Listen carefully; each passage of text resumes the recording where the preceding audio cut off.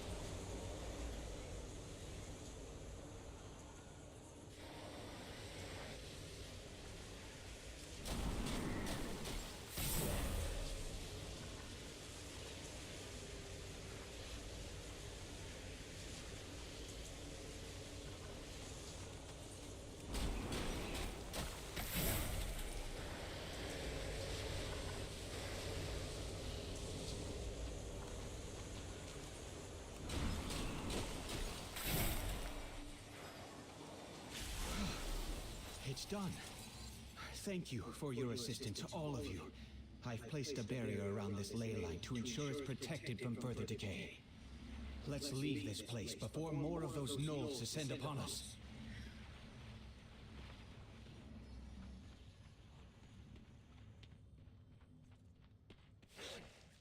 So much throwback to Legion.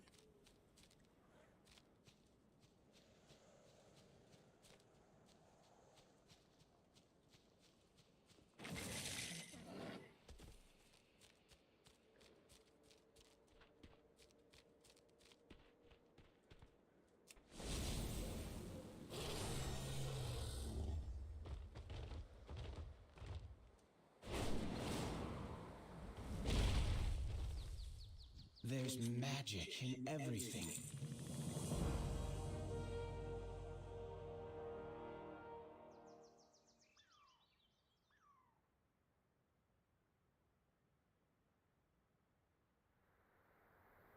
It's always good to meet someone new.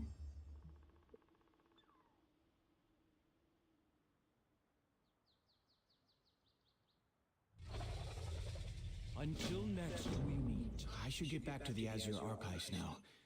I'm glad I was able to help your people, Brenna. Nonsense. You must join us as well. Nothing could be more important than a warm bowl of soup after a difficult battle. And I thought you would want to discuss the other Gleam Coves.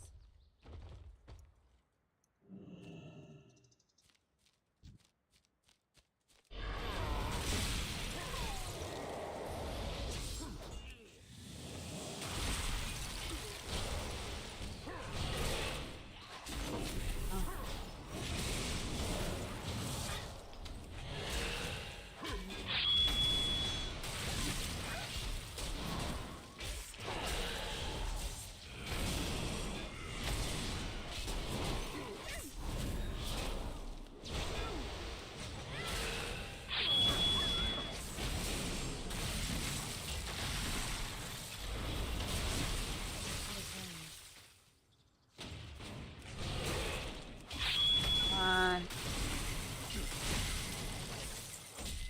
I can't attack that target.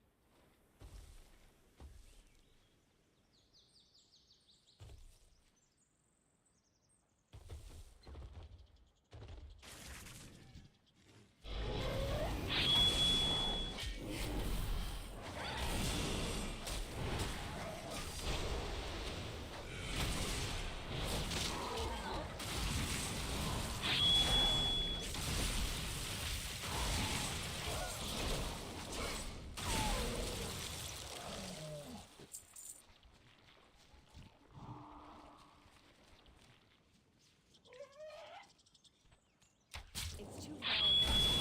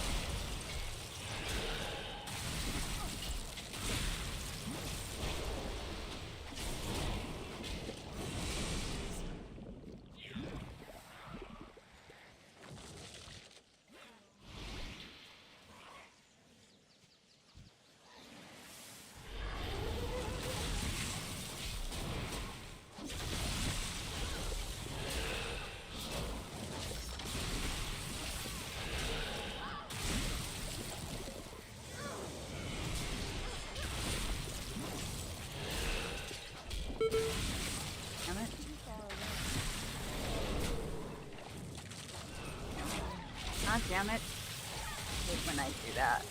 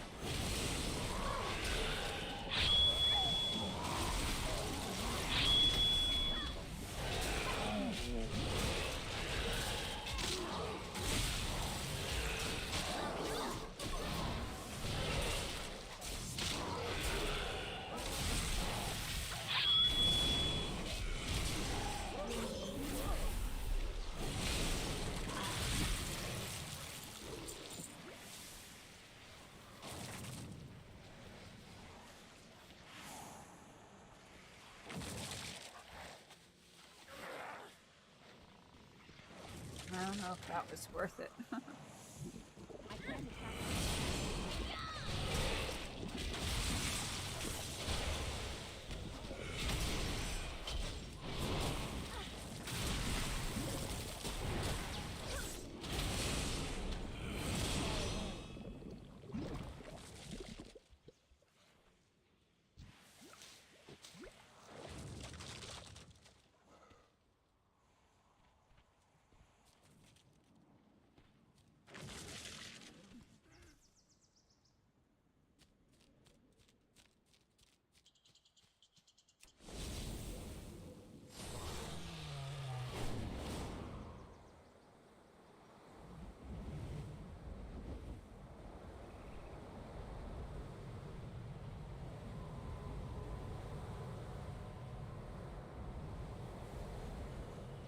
I'm sorry for the delay. I'll join you soon. But I think these Tuskar may have some valuable information. There's no need for concern. Everything is calm up at the tower. I have it perfectly under control. What a charming town. Why don't you relax a bit? Take it easy for once, Calic. Yes. It's been a while. Please, let me know the moment you need anything. I won't be long.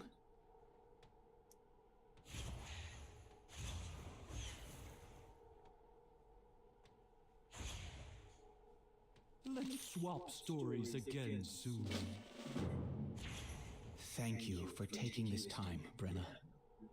It is an honor. Let's have a look at these maps. Tukanet, could you please ensure our guest gets a bowl of soup? Oh, that's all right. Thank you. Nonsense. Look how thin you are. Some Oh, lag. Oh, bad lag. Damn it.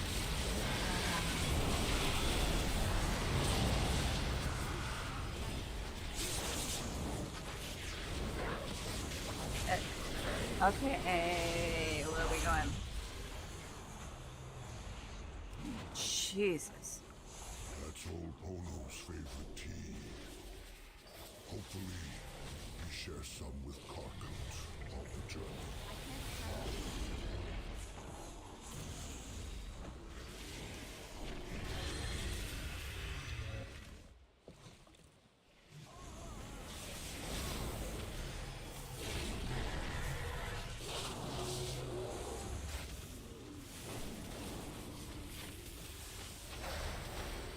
Missed it, huh?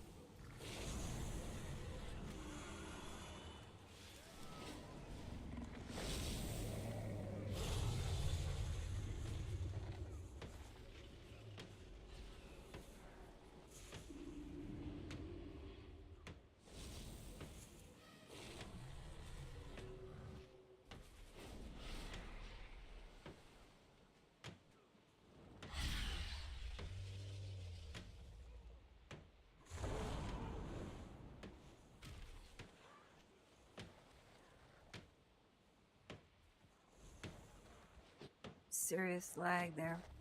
Whee. Alright, where am I? Here's what I found. Well, my watch is talking back with me.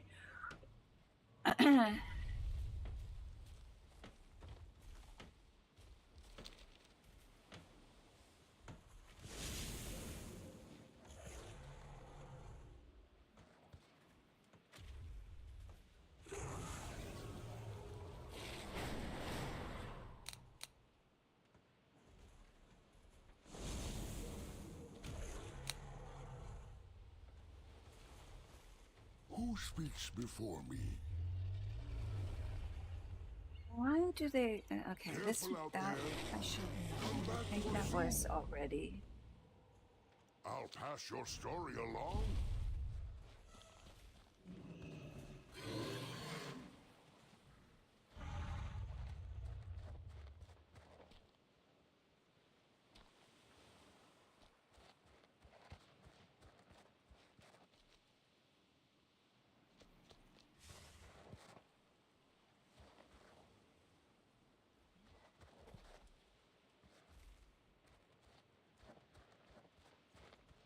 Down the stairs. Oh my god. Come on.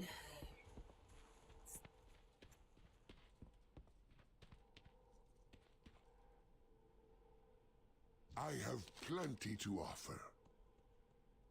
I'll put something aside for you next time.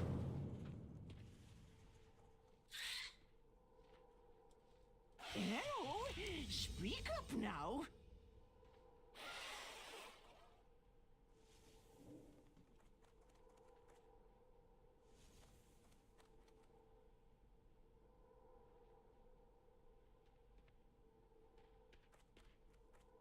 Pass my stories along. Perhaps you have a use for these things. May my wares be useful to you.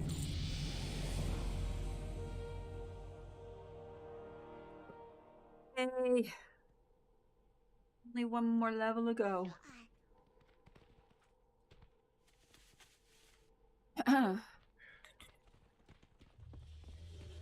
Damn. I think this area is the area that I have the most lag, especially when it's dinner time. A fine day for a fine trade.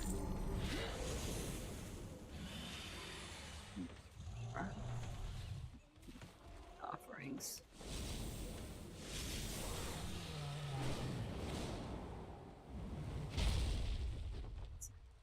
Where is it?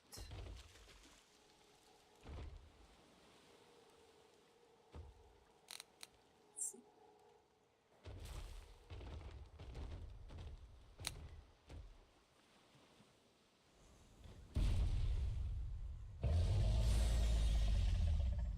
I didn't notice that. Is it out there?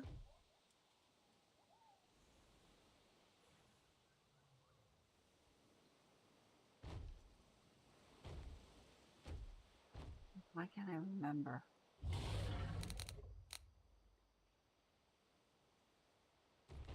think it is. Where is this sucker? Is it downstairs still?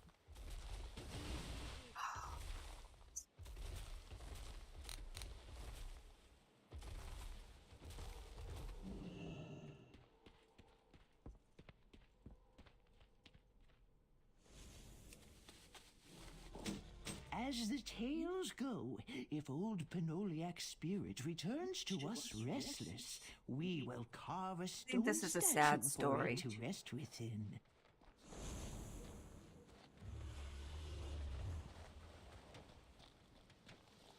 Ah, hello there.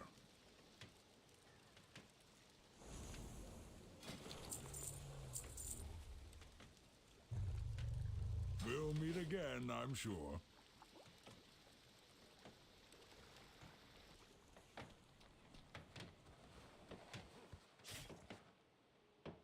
If you're after goods, I have plenty.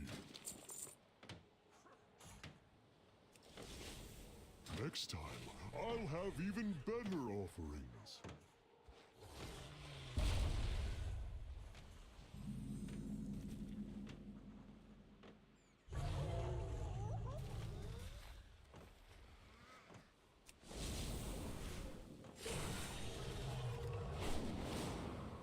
Oh, no, no, no, no, no, no, no, no. I have many things that might interest you.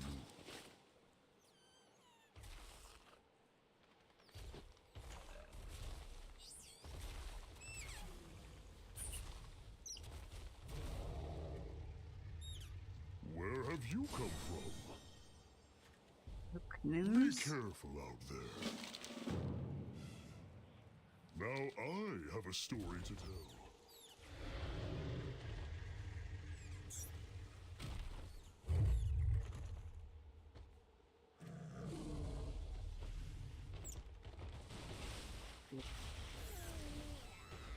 There it is. Chieftain Poloniac carved that for my son, Nomurok. My son fell in Brackenhide, so it seems only right they should return to the sea with its maker.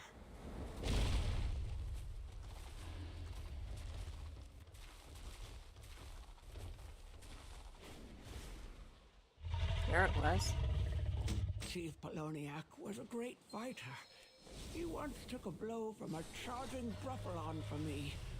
That would have killed a lesser man. Thank you, traveler. We should be just about done here. Could you tell Brenna?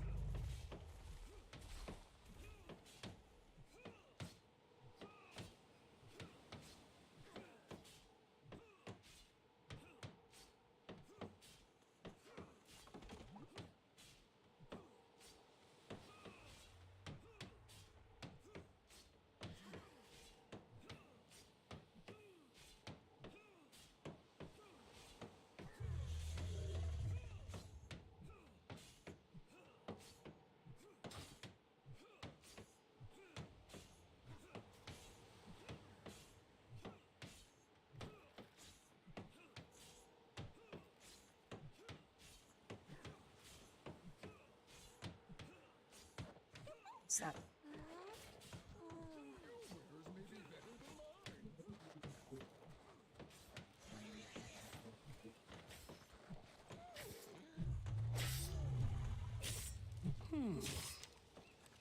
So long.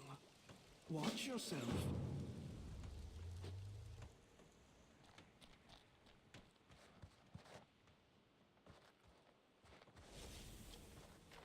Come, tell us a tale. May your catch come swiftly. Bring more tales when next we meet.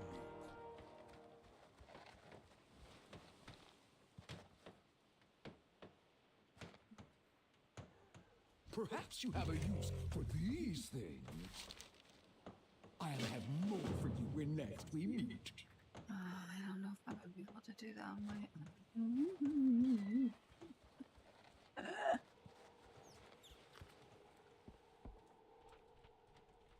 Shall we work together? I'm glad we met, friend.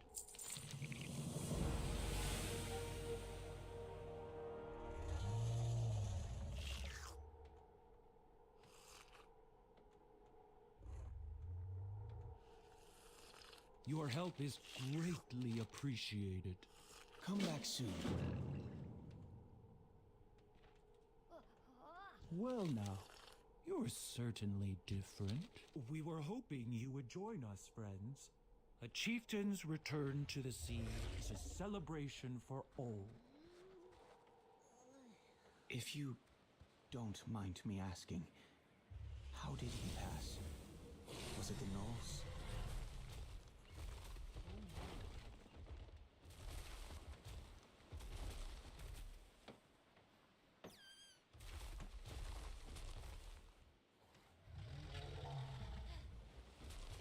Not all deaths are violent, dear friend.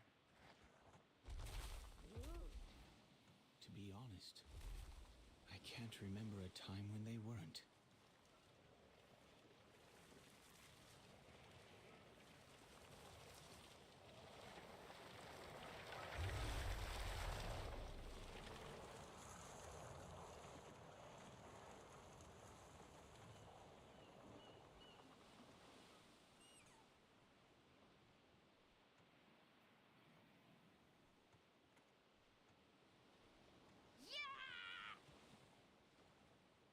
Next time, I'll bring... Go ahead, friend.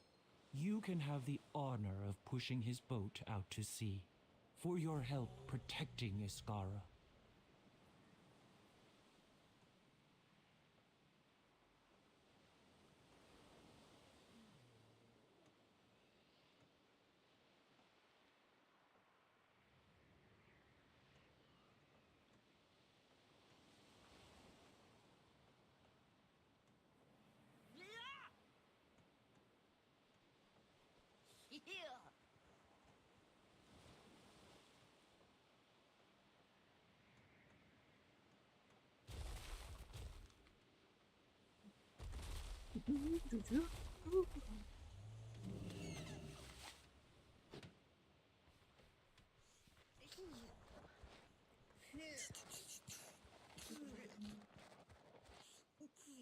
I stand with you.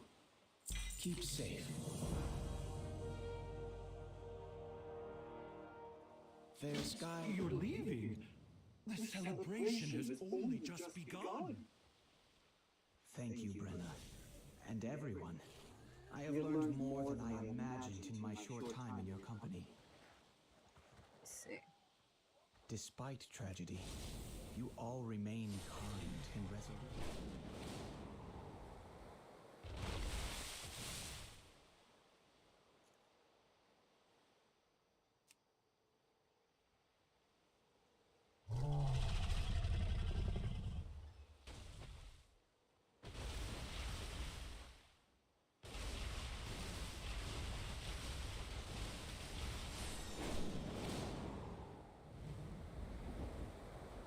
Somewhere. Is alrighty then.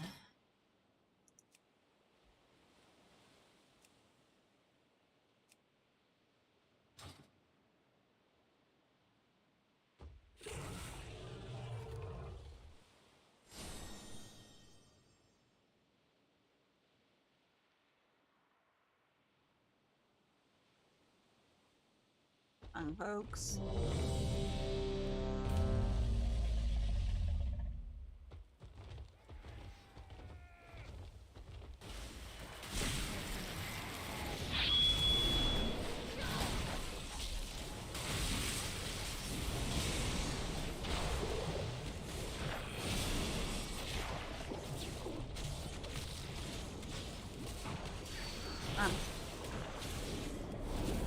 Need a target.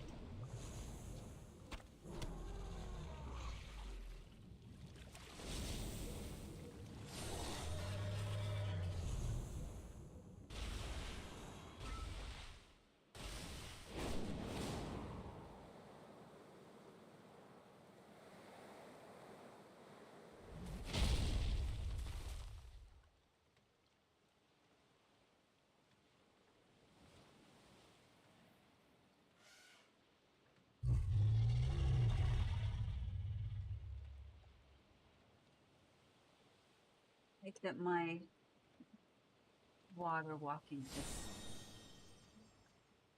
is still valid on these.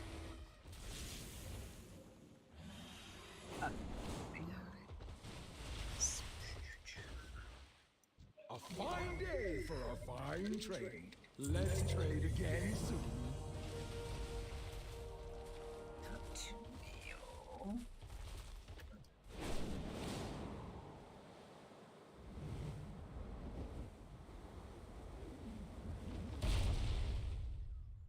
Hello.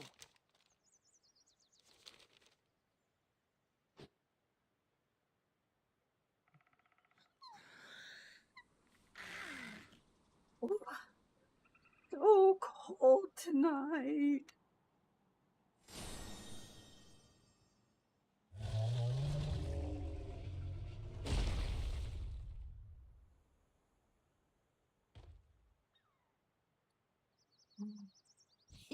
Mama says my tusks will be bigger than a mammoth's. Bet. Whoa, what are you? Mama I says my hate when tusks this will be happens. bigger than a mammoth. Away. I'm back. Whoa, There you go. what are you? Earth to conjure biscuits. Okay, so we don't need to do this.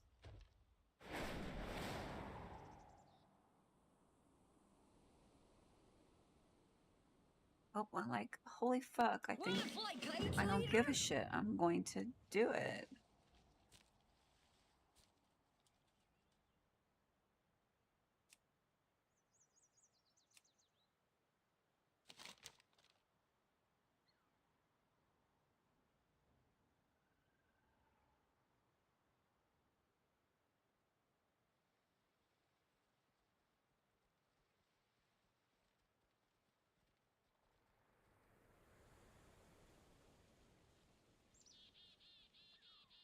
Guess I could fish. Oh, what a boring time.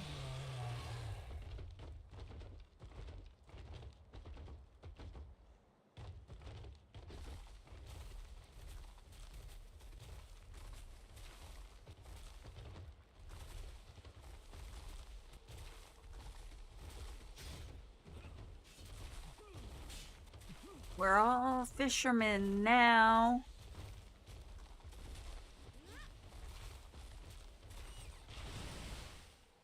I have plenty to offer.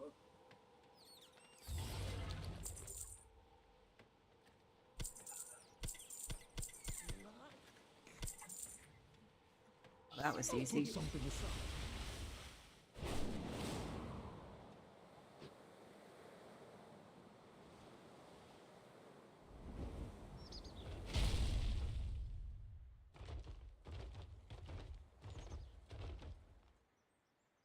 Hello. Okay, bye. Next time, bring fish.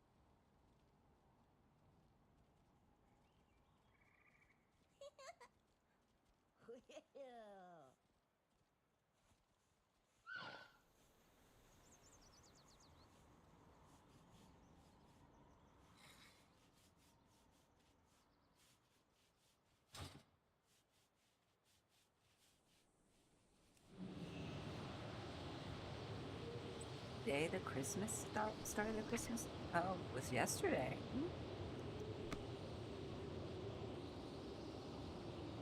Tis the season to be jolly.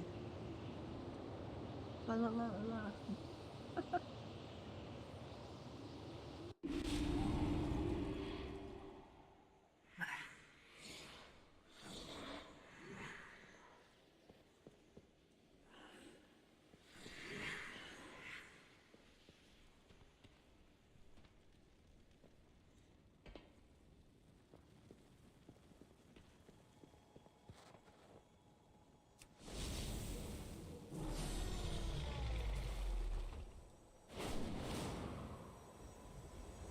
repaired several ley lines, and our friend here helped repair a major one.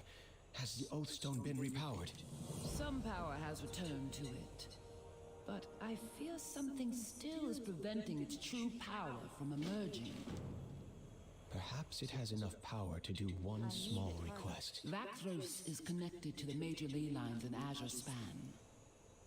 If it is destroyed, the archives would cease to exist, along with the rest of the Azure Span. Child, you cannot show any mercy to Razageth. She has made her choice.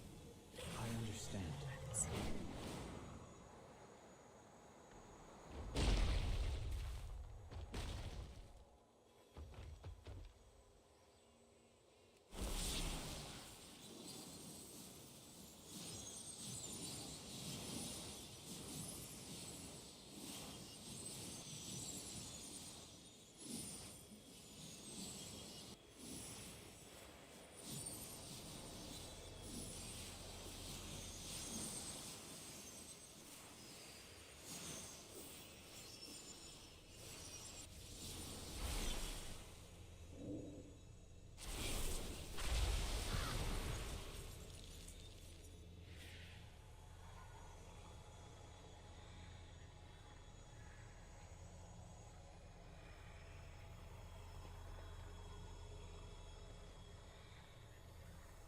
You hunters.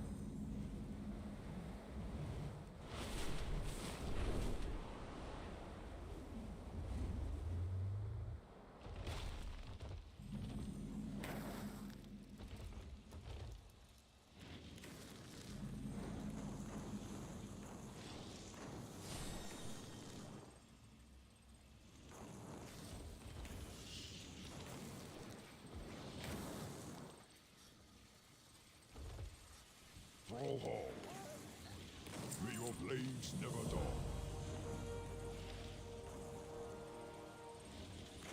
For the Horde.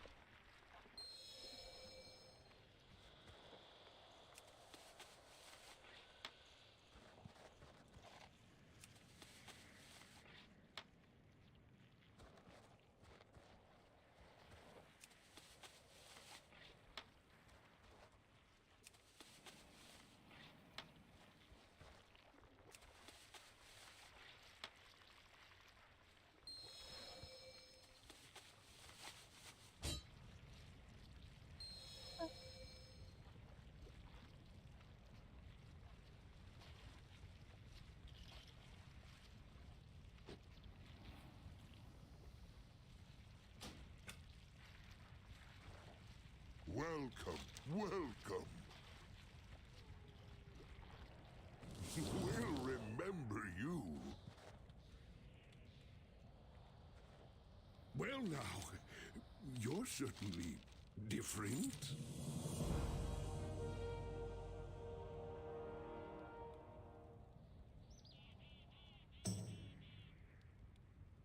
Keep the balance preserved.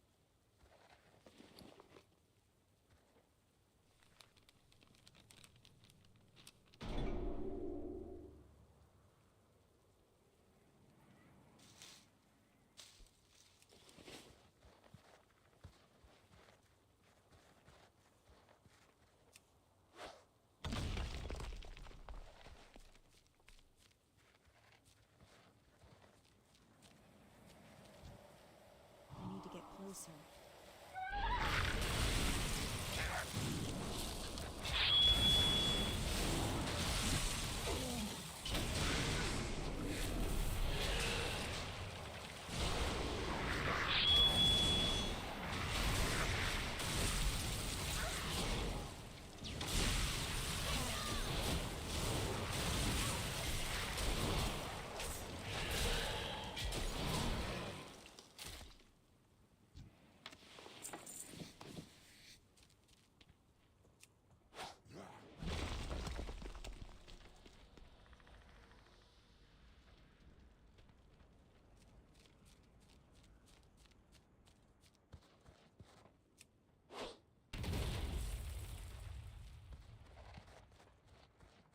I'm out of range.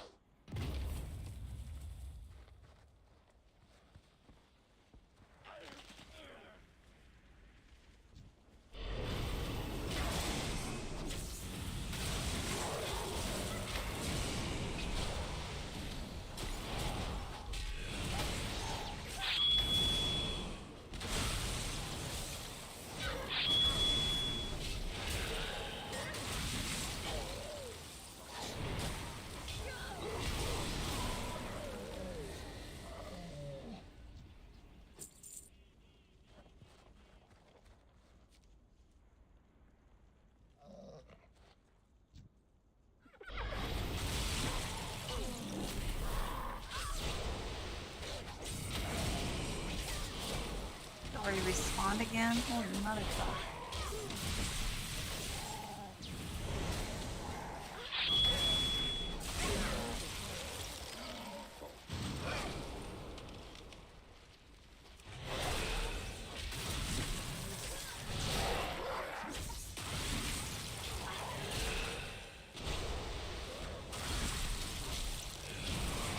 Range.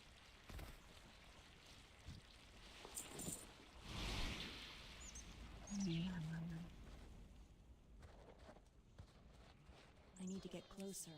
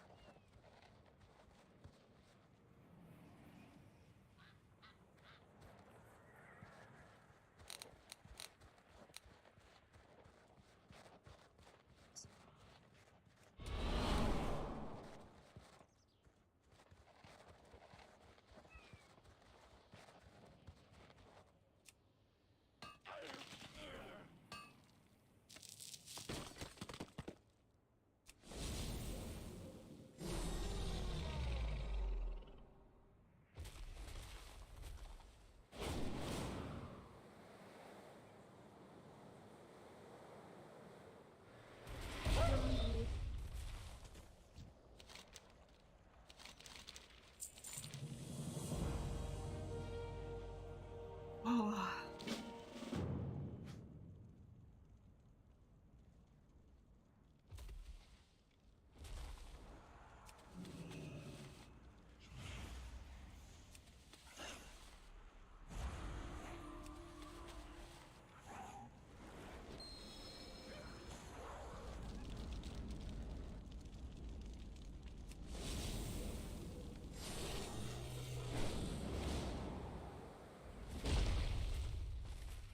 Greetings, stranger. Careful out there. Bring more tales when next we meet.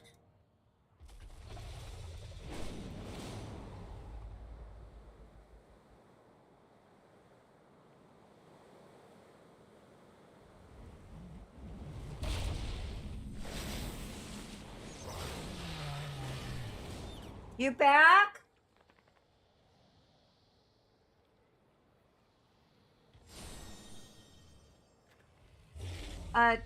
Do you wanna go or no?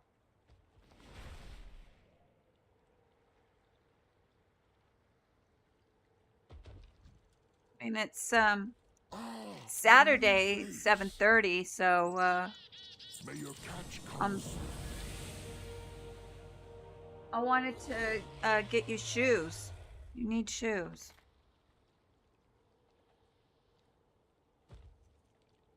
And then go to dinner. You want to do that or no?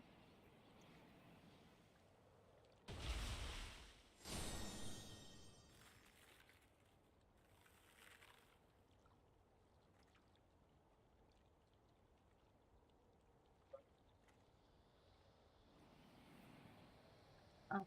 I wanted to get your shoes and then go out to dinner. Do you want to do that or no?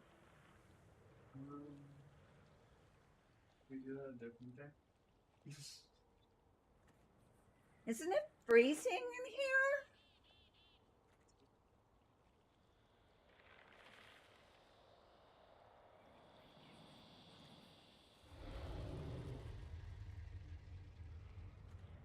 I'm having an existential crisis here.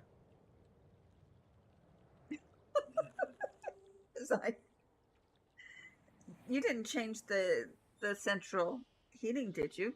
No. Only to turn the heat on, yeah. You mean it's been cold these last couple of days?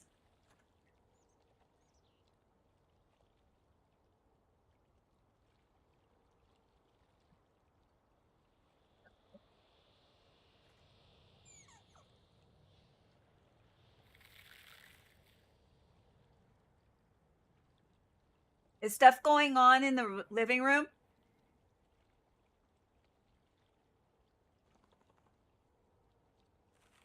Did you turn it down? No. Why can't I hear it?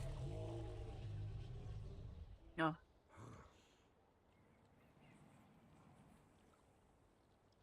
So then what are you eating?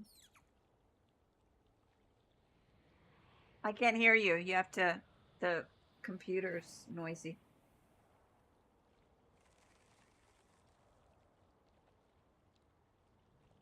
Give me a second here.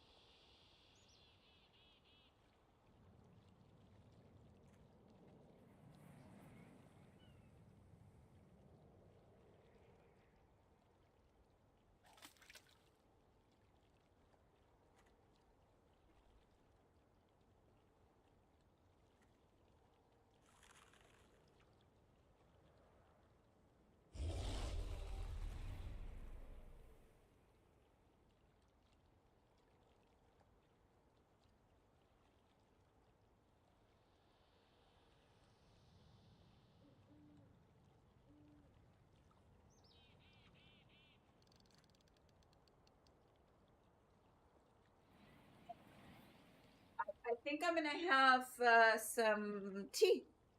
Tea. I'm going to have tea. But what kind of tea? I'm not quite sure yet. Maybe nightly calm. Yeah, I think I'm gonna.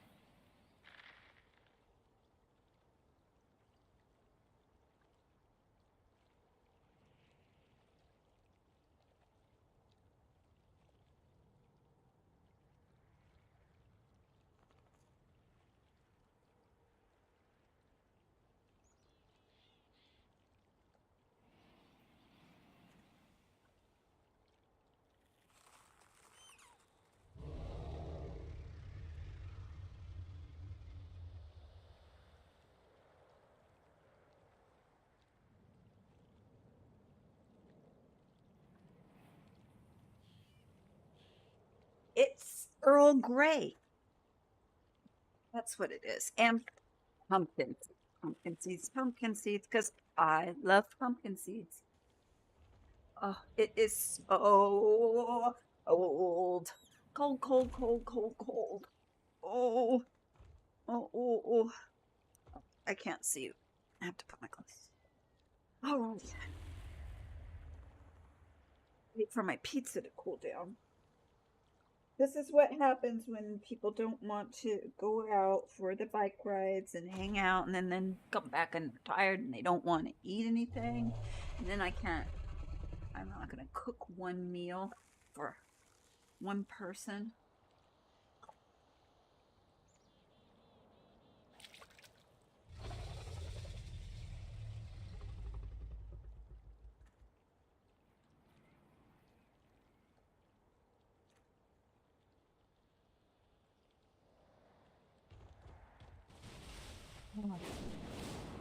Okay.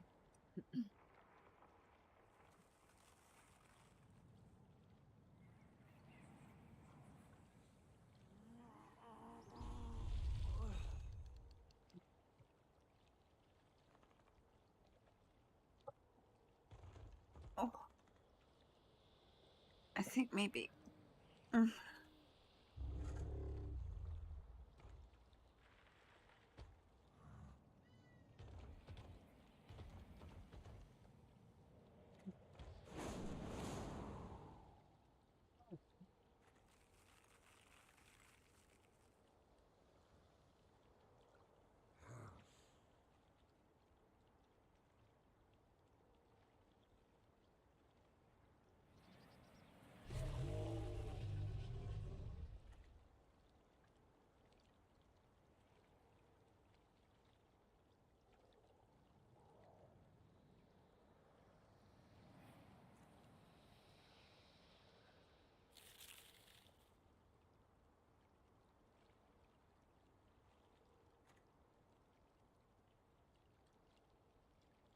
Really?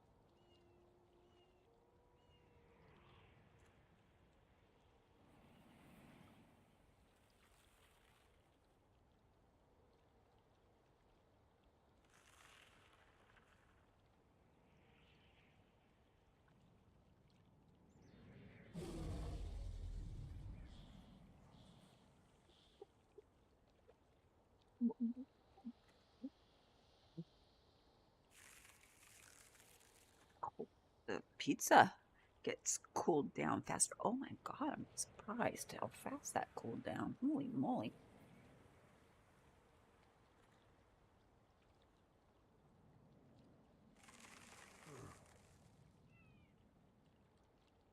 Cauliflower crust, gluten-free.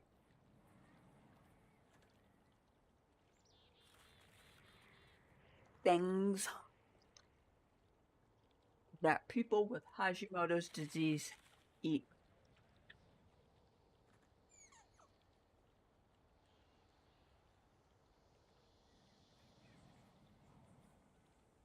That's too hot. Wait.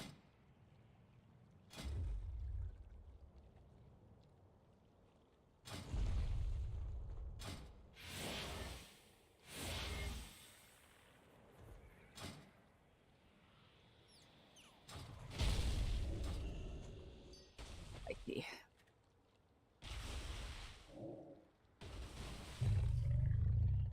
Talk to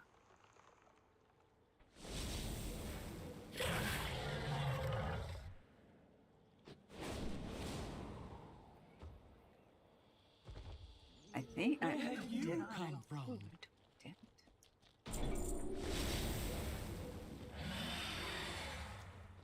Now I have a story to tell. it.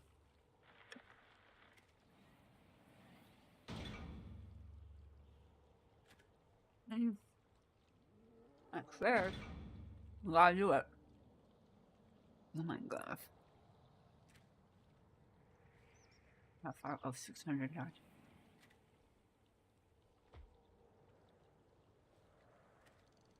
Well, I hope this isn't making too much noise.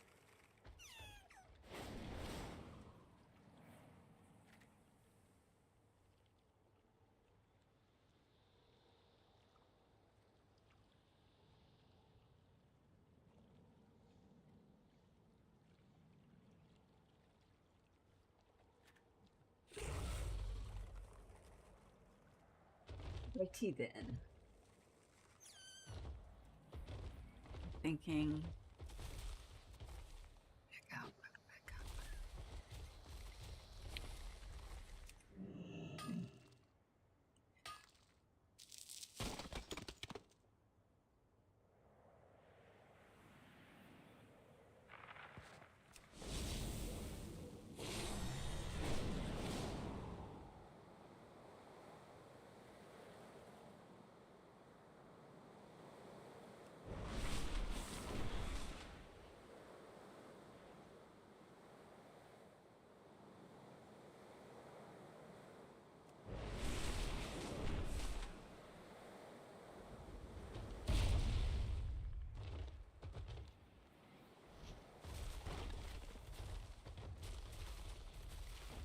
Let me go up there.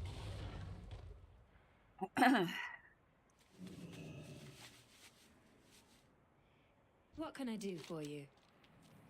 Watch your back. Farewell. Ain't you a chipper-looking one? Keep your chin up, eh? I am honored. Be careful. Good luck. What?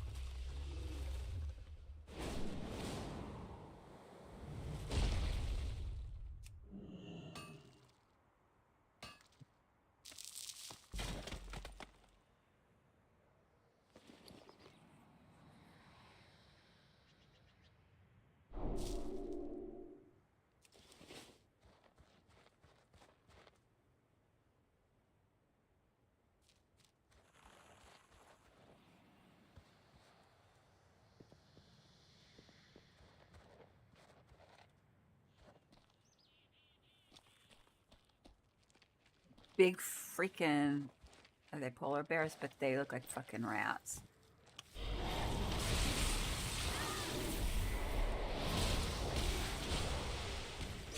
Oh, hello.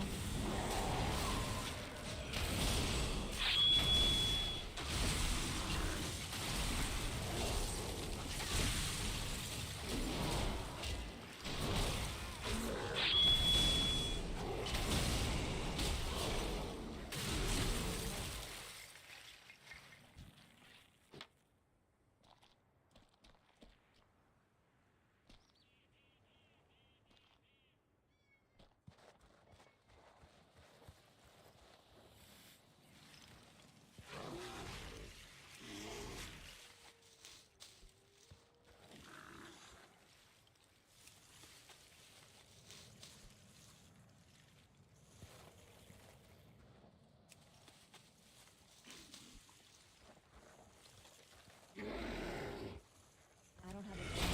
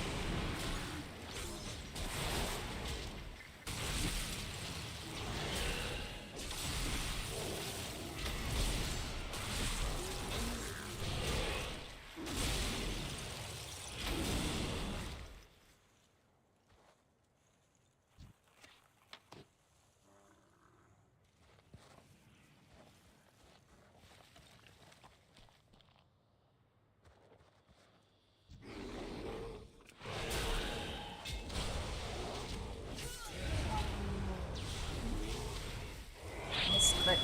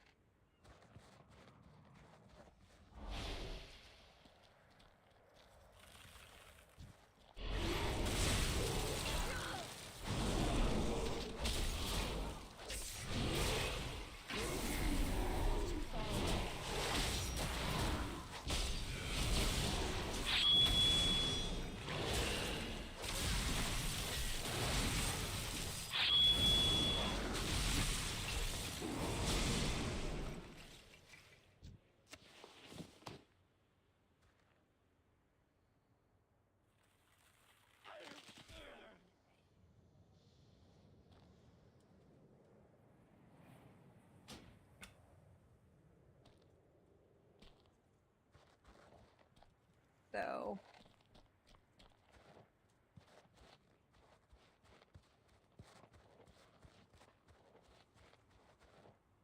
why do I still have aggro?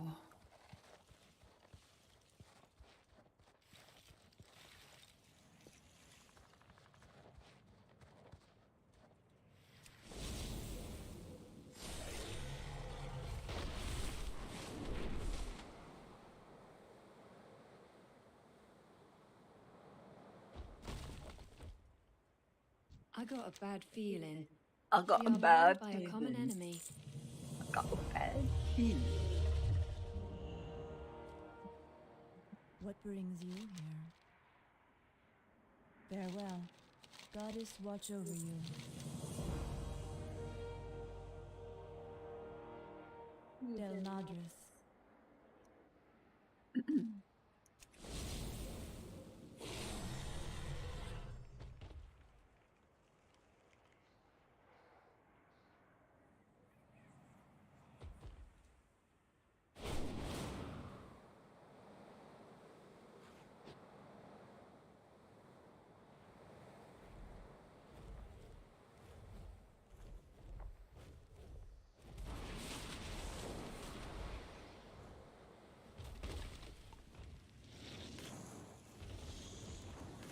Speak, friend.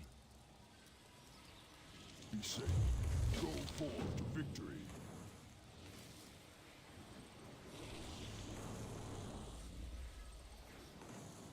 Strength.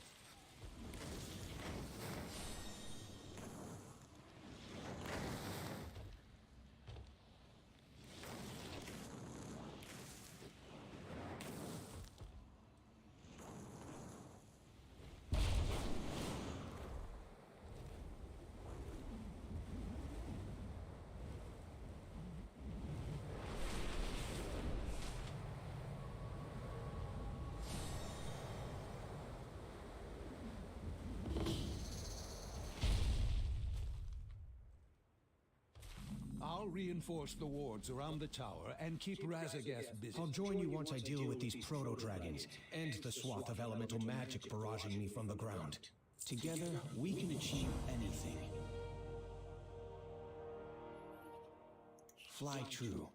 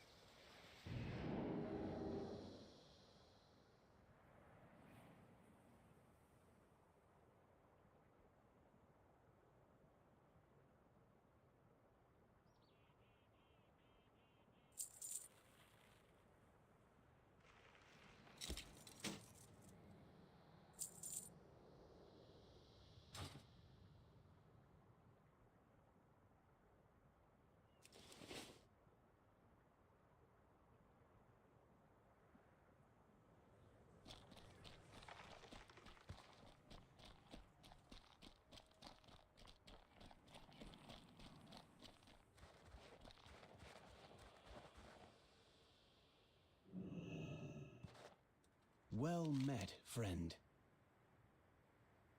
Good luck.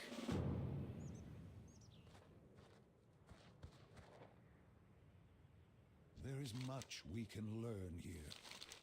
For Azeroth. Be vigilant, friend.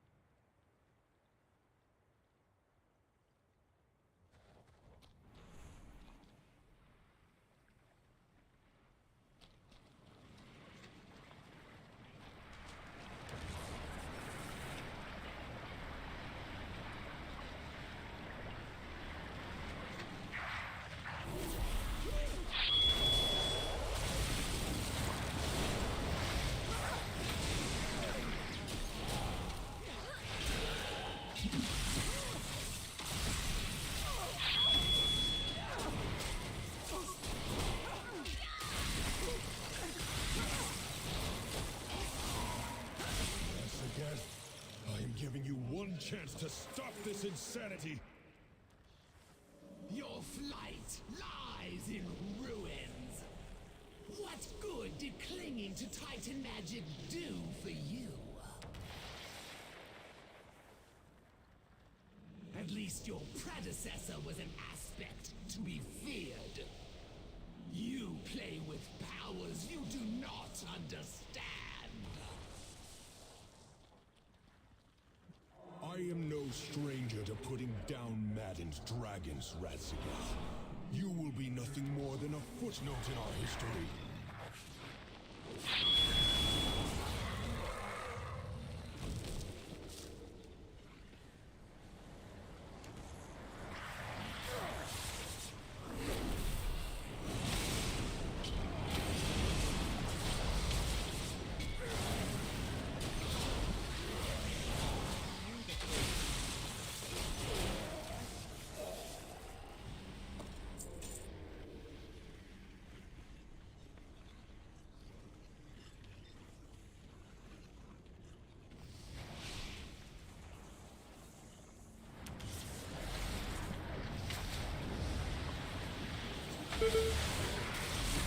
You good?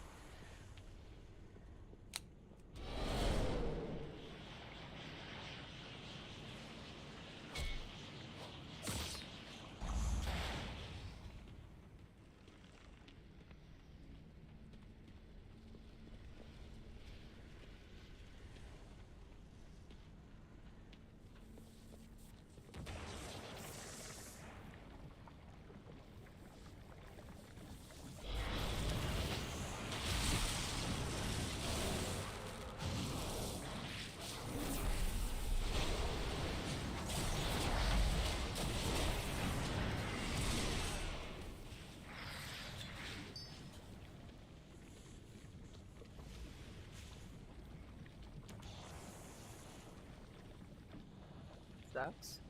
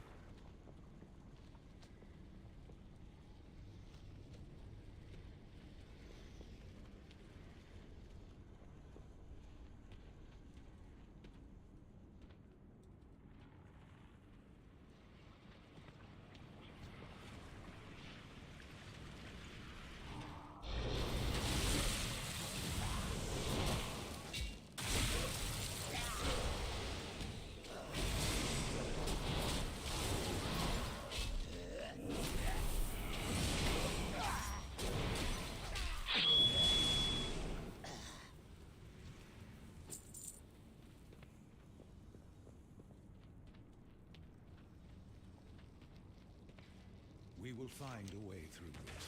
Come back in one piece. Keep your guard up. Be vigilant, friend.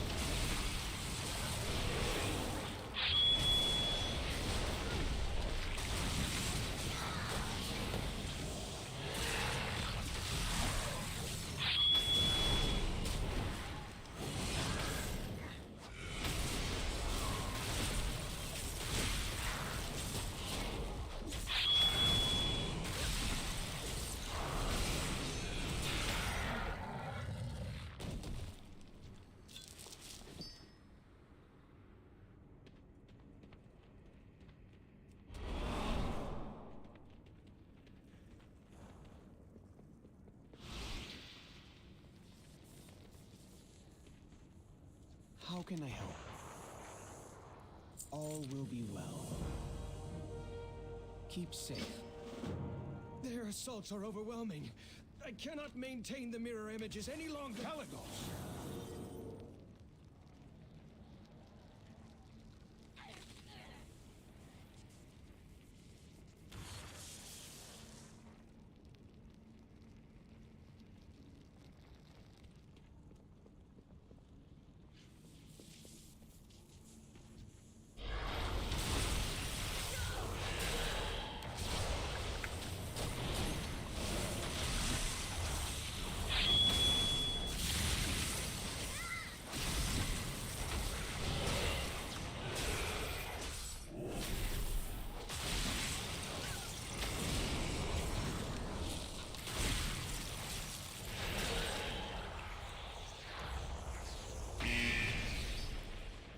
Yet.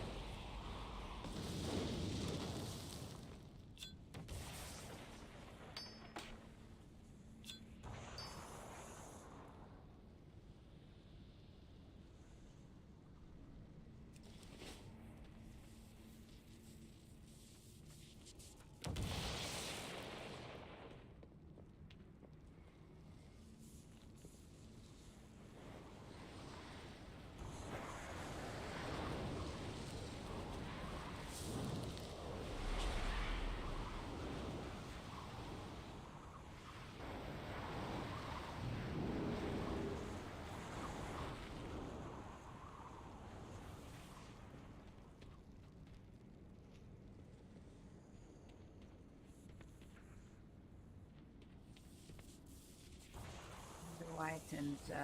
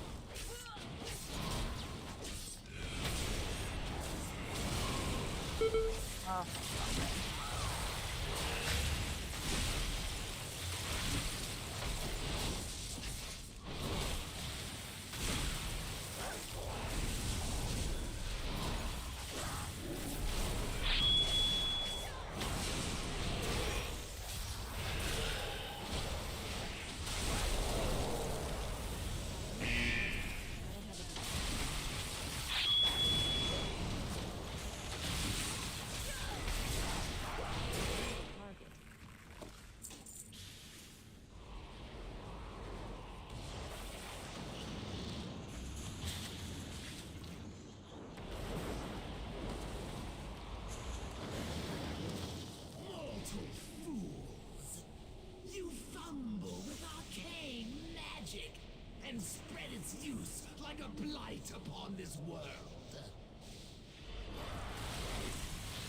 This power is meant to be studied and harnessed, not feared. You would kill those who seek to use it for the greater good. I will eradicate your insignificant kind and end your meddling with the unnatural.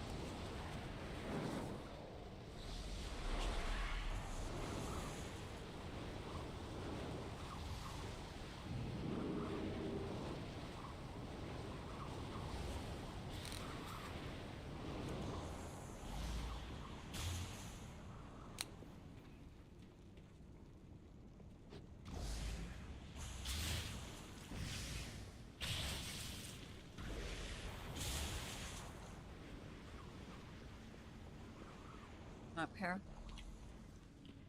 Holy shit.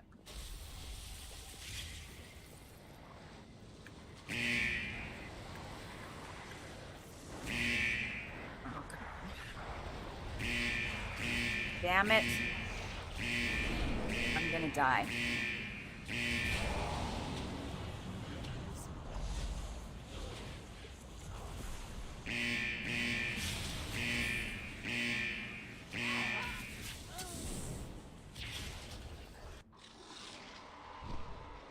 Why?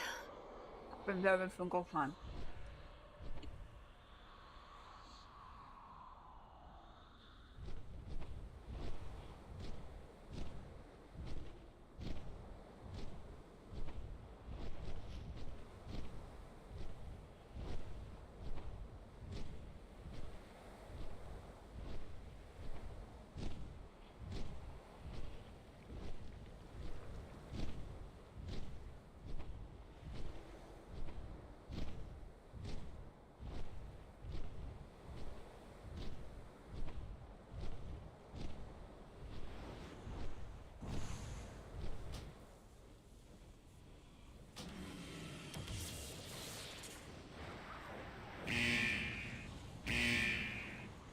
Damn it.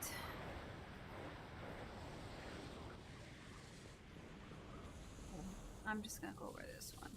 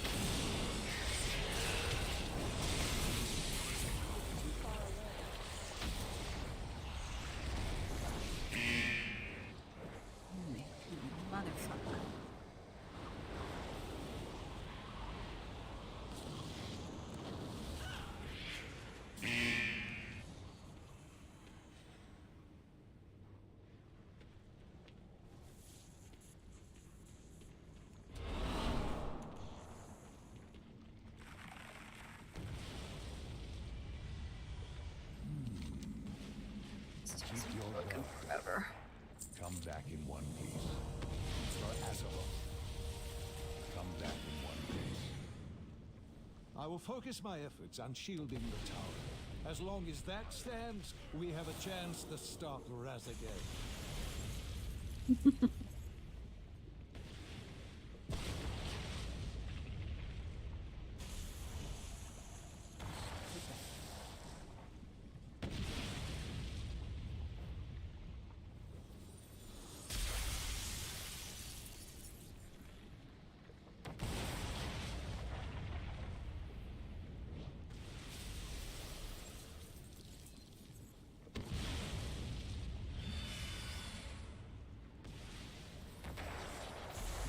Oh, don't break the cup, Terry. All right.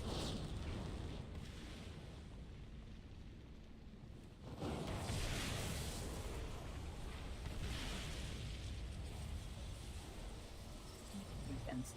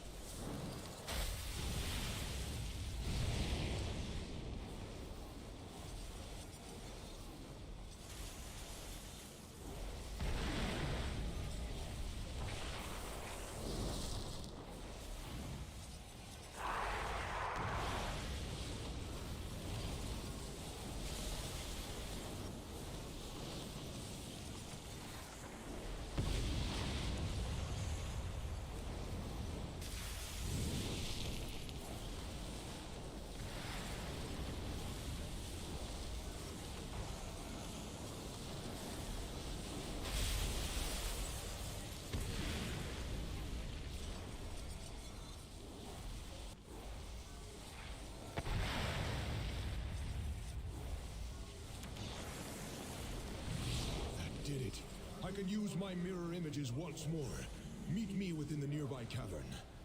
Over here, I found an area to take cover for a moment.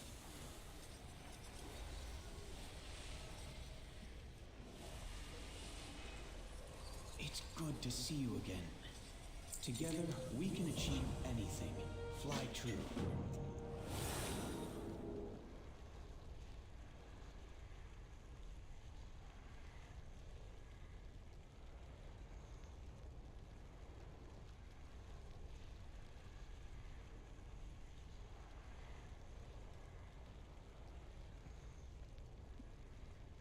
You're almost done.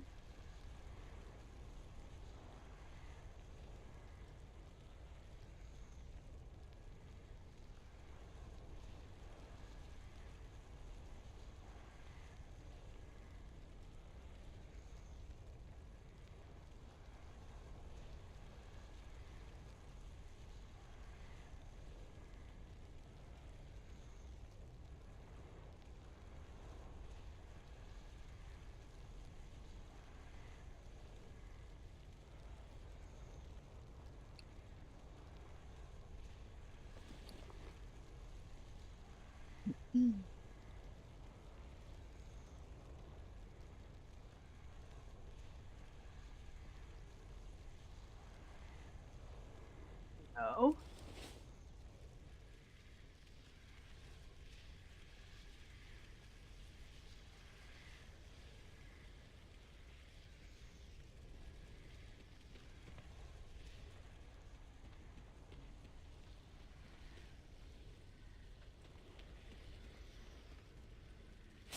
Face the might of the aspect of magic! Ha! I will put an end to you and your pathetic flight.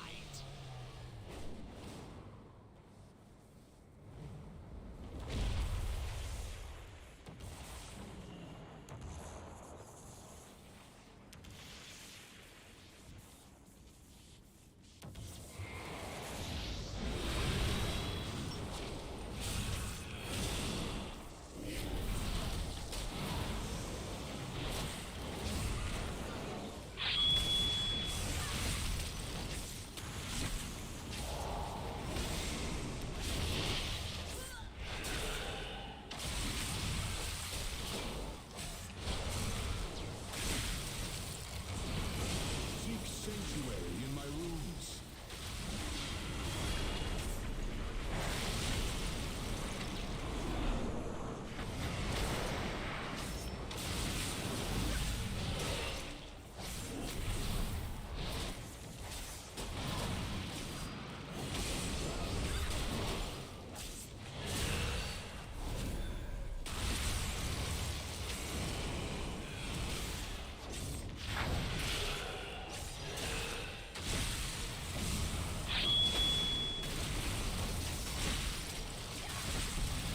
Seek sanctuary in my rooms.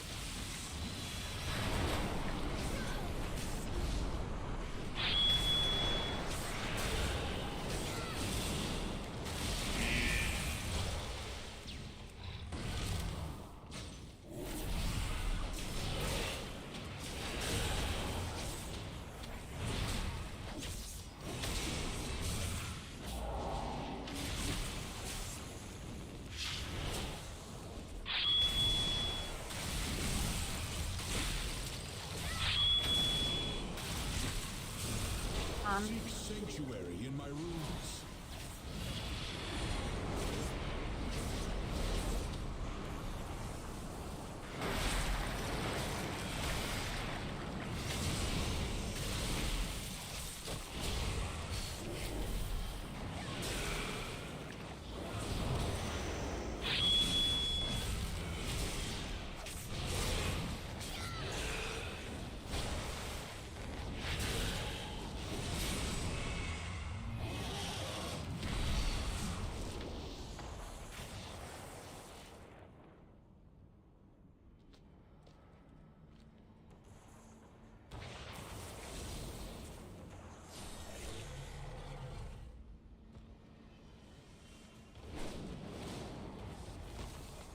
My goodness.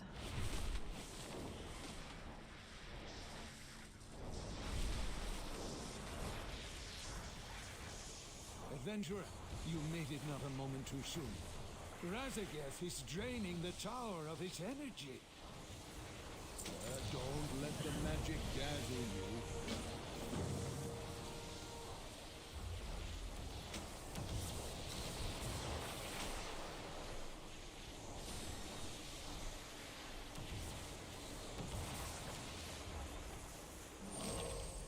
Your cause is hopeless. Soon this land will lie in ruins, just like your DragonFlight. Pathetic mortals, cowering behind the blue dragons and their Titan magic. You will die alongside them.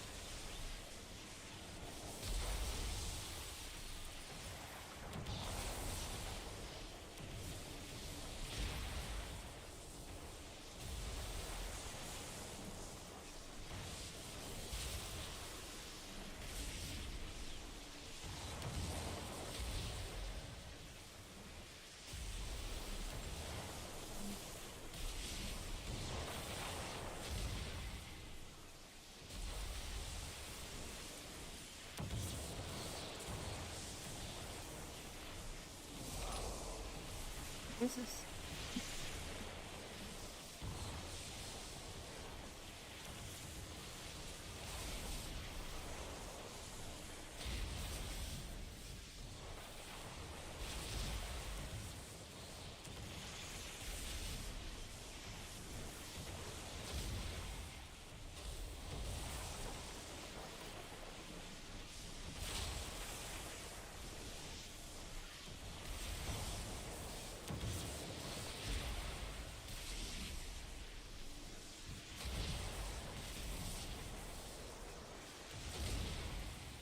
I need to get closer.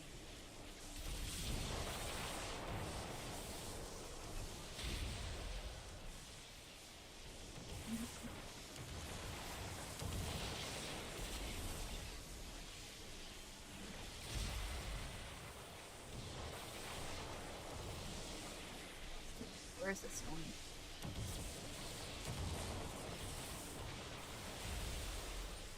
Minions of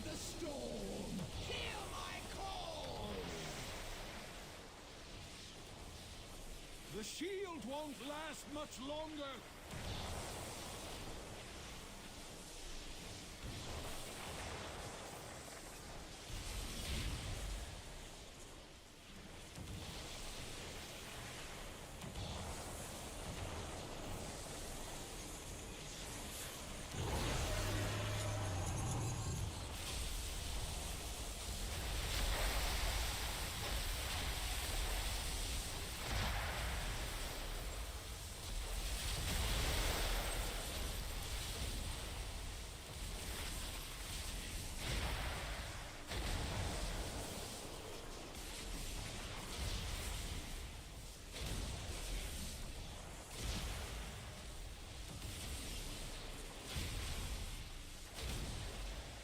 I may not be able to destroy this tower, but I will have my prize!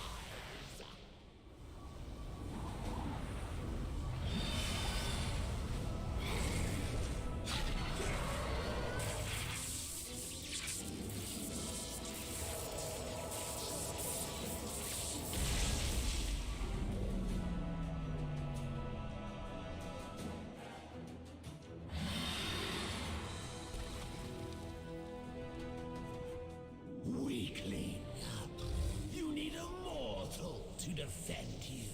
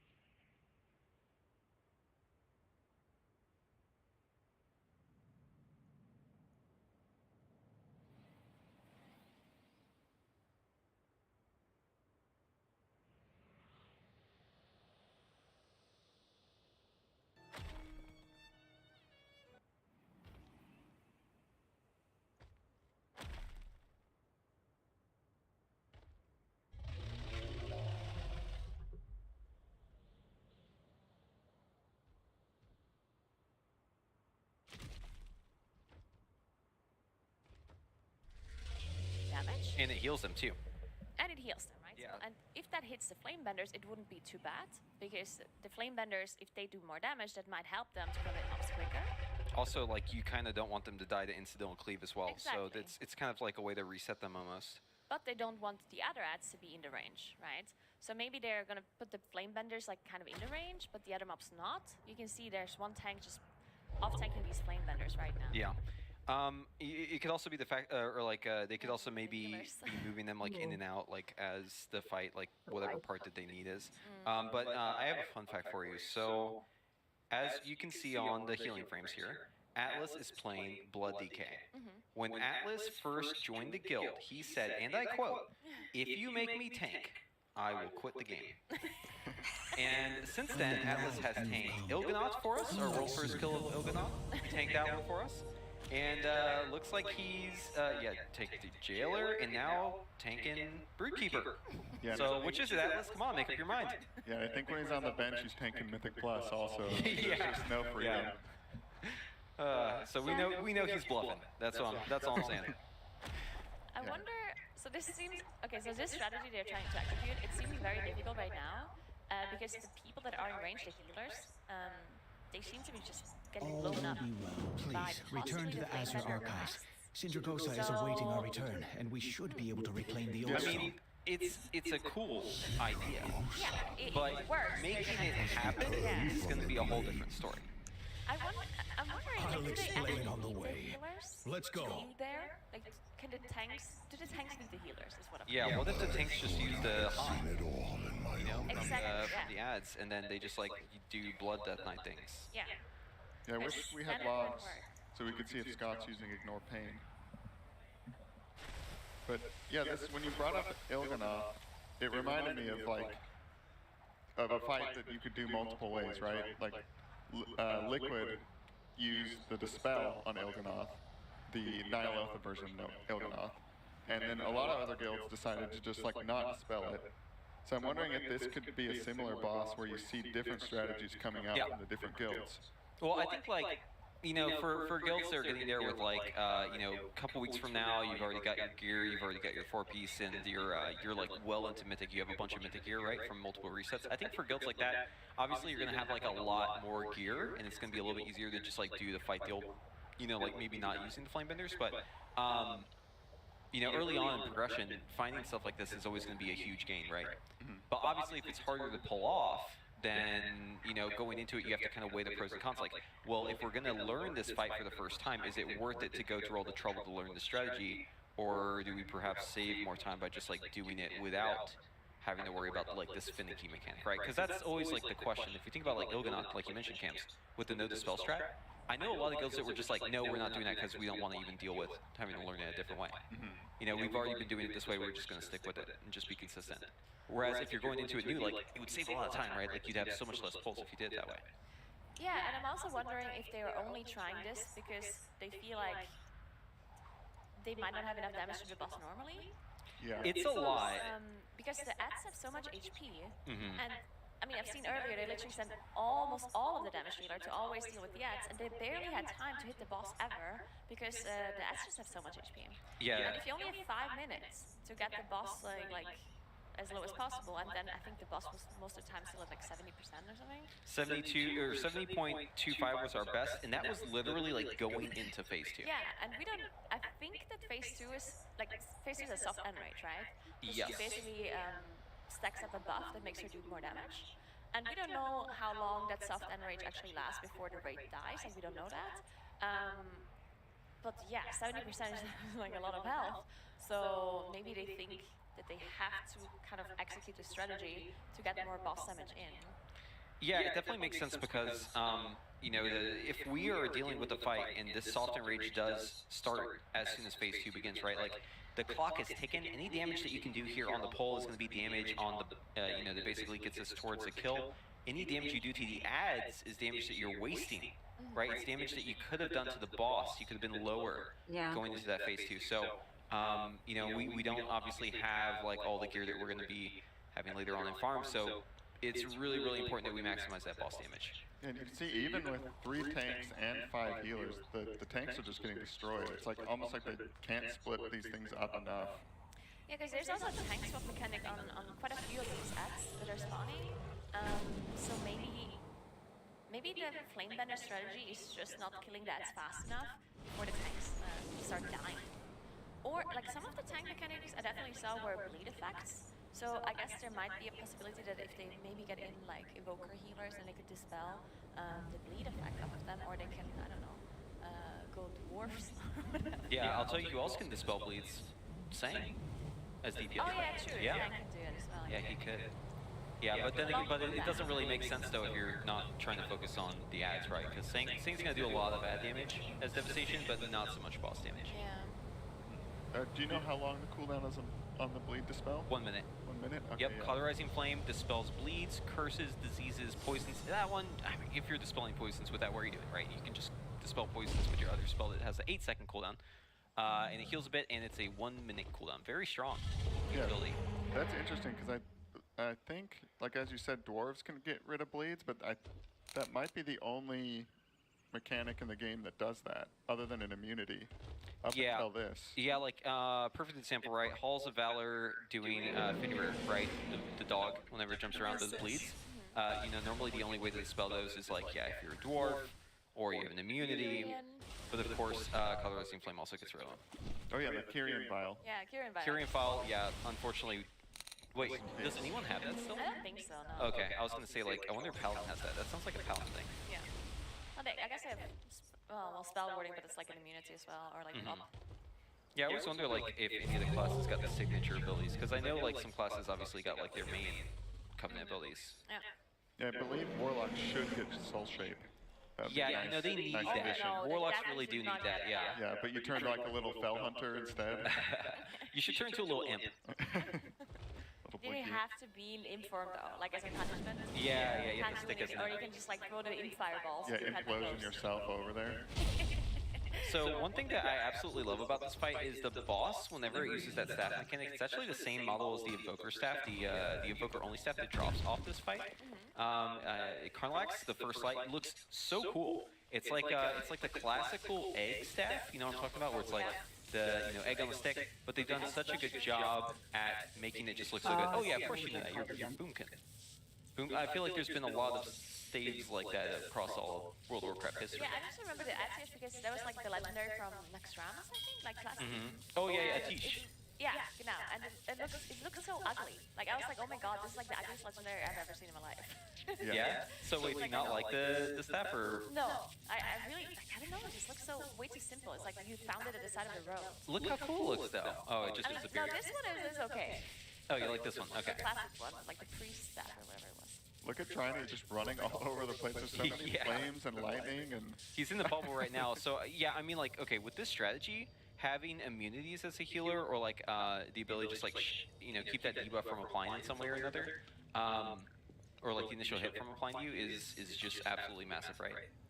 But I mean, this is just kind of getting a little hectic. I wish I could kind of tell better what's going on, but it seems like they're doing something. I don't know if this plan is working right. Yeah, this is extremely chaotic. Seems like it's just kind of crazy. So many flame benders. I mean, look at that. Yeah. This is just, yeah. You know what? This is reminding me of Will the Emperors. Oh, they're laughing. Like really, like doing the Ring of Frost stuff. That's kind of what I'm getting from this. The problem I'm seeing as well is that these flame benders, they cast these fire orbs that then turn around in a circle with this fire beam. Yes. And I think they don't disappear until the flame bender that casts it died. So you're just gonna have those up the whole fight. Yeah, I'm not sure if it's like actually true, but it looked like it, right? Because there were so many up and they didn't seem to be disappearing. So that would maybe be a problem eventually. Yeah, it'd be cool to keep the Shadow Priest and have this work, but I'm afraid. I mean, they've only tried it a couple times, but it's just looking pretty wild. It's definitely looking a bit too chaotic for them to handle, but we'll see. I mean, maybe. Yeah, I don't know. Yeah, I mean, so like part of me like loves strategies like this. I feel like maybe there's like an in between. You know, maybe they're like going too far in one direction. They need to like reel it back in a little bit, but I'm sure they're gonna find like that sweet spot as the polls go on, because there's no way it's going to stay this messy, right? Yeah. Oh, the Shadow Priest is already out of the raid. Oh, and it's gone. It was like... It's a fun experiment. We saw some shit there. I guess that's why... that was some shit, for sure. We're coding Max, by the way. Yes. I think that's why they... Because we saw the priest dying, right? And I was saying, oh, well, maybe they sent the healers away. But then I remember they didn't need the healers over there. Yeah. Master spell debuff, right? So I guess it's just not feasible. But yeah, we also see them switching out some priests, some healers as well. So I think this strategy is scrapped. I think we're going back To killing the ads? killing ads. Yeah. Do you think we're gonna see Sang come back in? My favorite evoker? I sure hope so. I got my fingers crossed. You can't see them, but they're very crossed right now. Oh yeah, they're making a lot of spots. I want to see. Again, and hunters. I think Moonkin. I think Hunter, and I think a certain Sangwing might be a good pick to bring back in right now. Yeah, one of the unintended side effects of the personal loot master loot changes is that you can just bring in people for like a boss, and you don't have to worry they're going to get a piece of loot and it's just going to be wasted. Yeah. You can be like, you could even say like, let's bring a bunch of alts in, because then you can just give the gear to who you want, rather than have alts just randomly get one of the better items in your whole guild.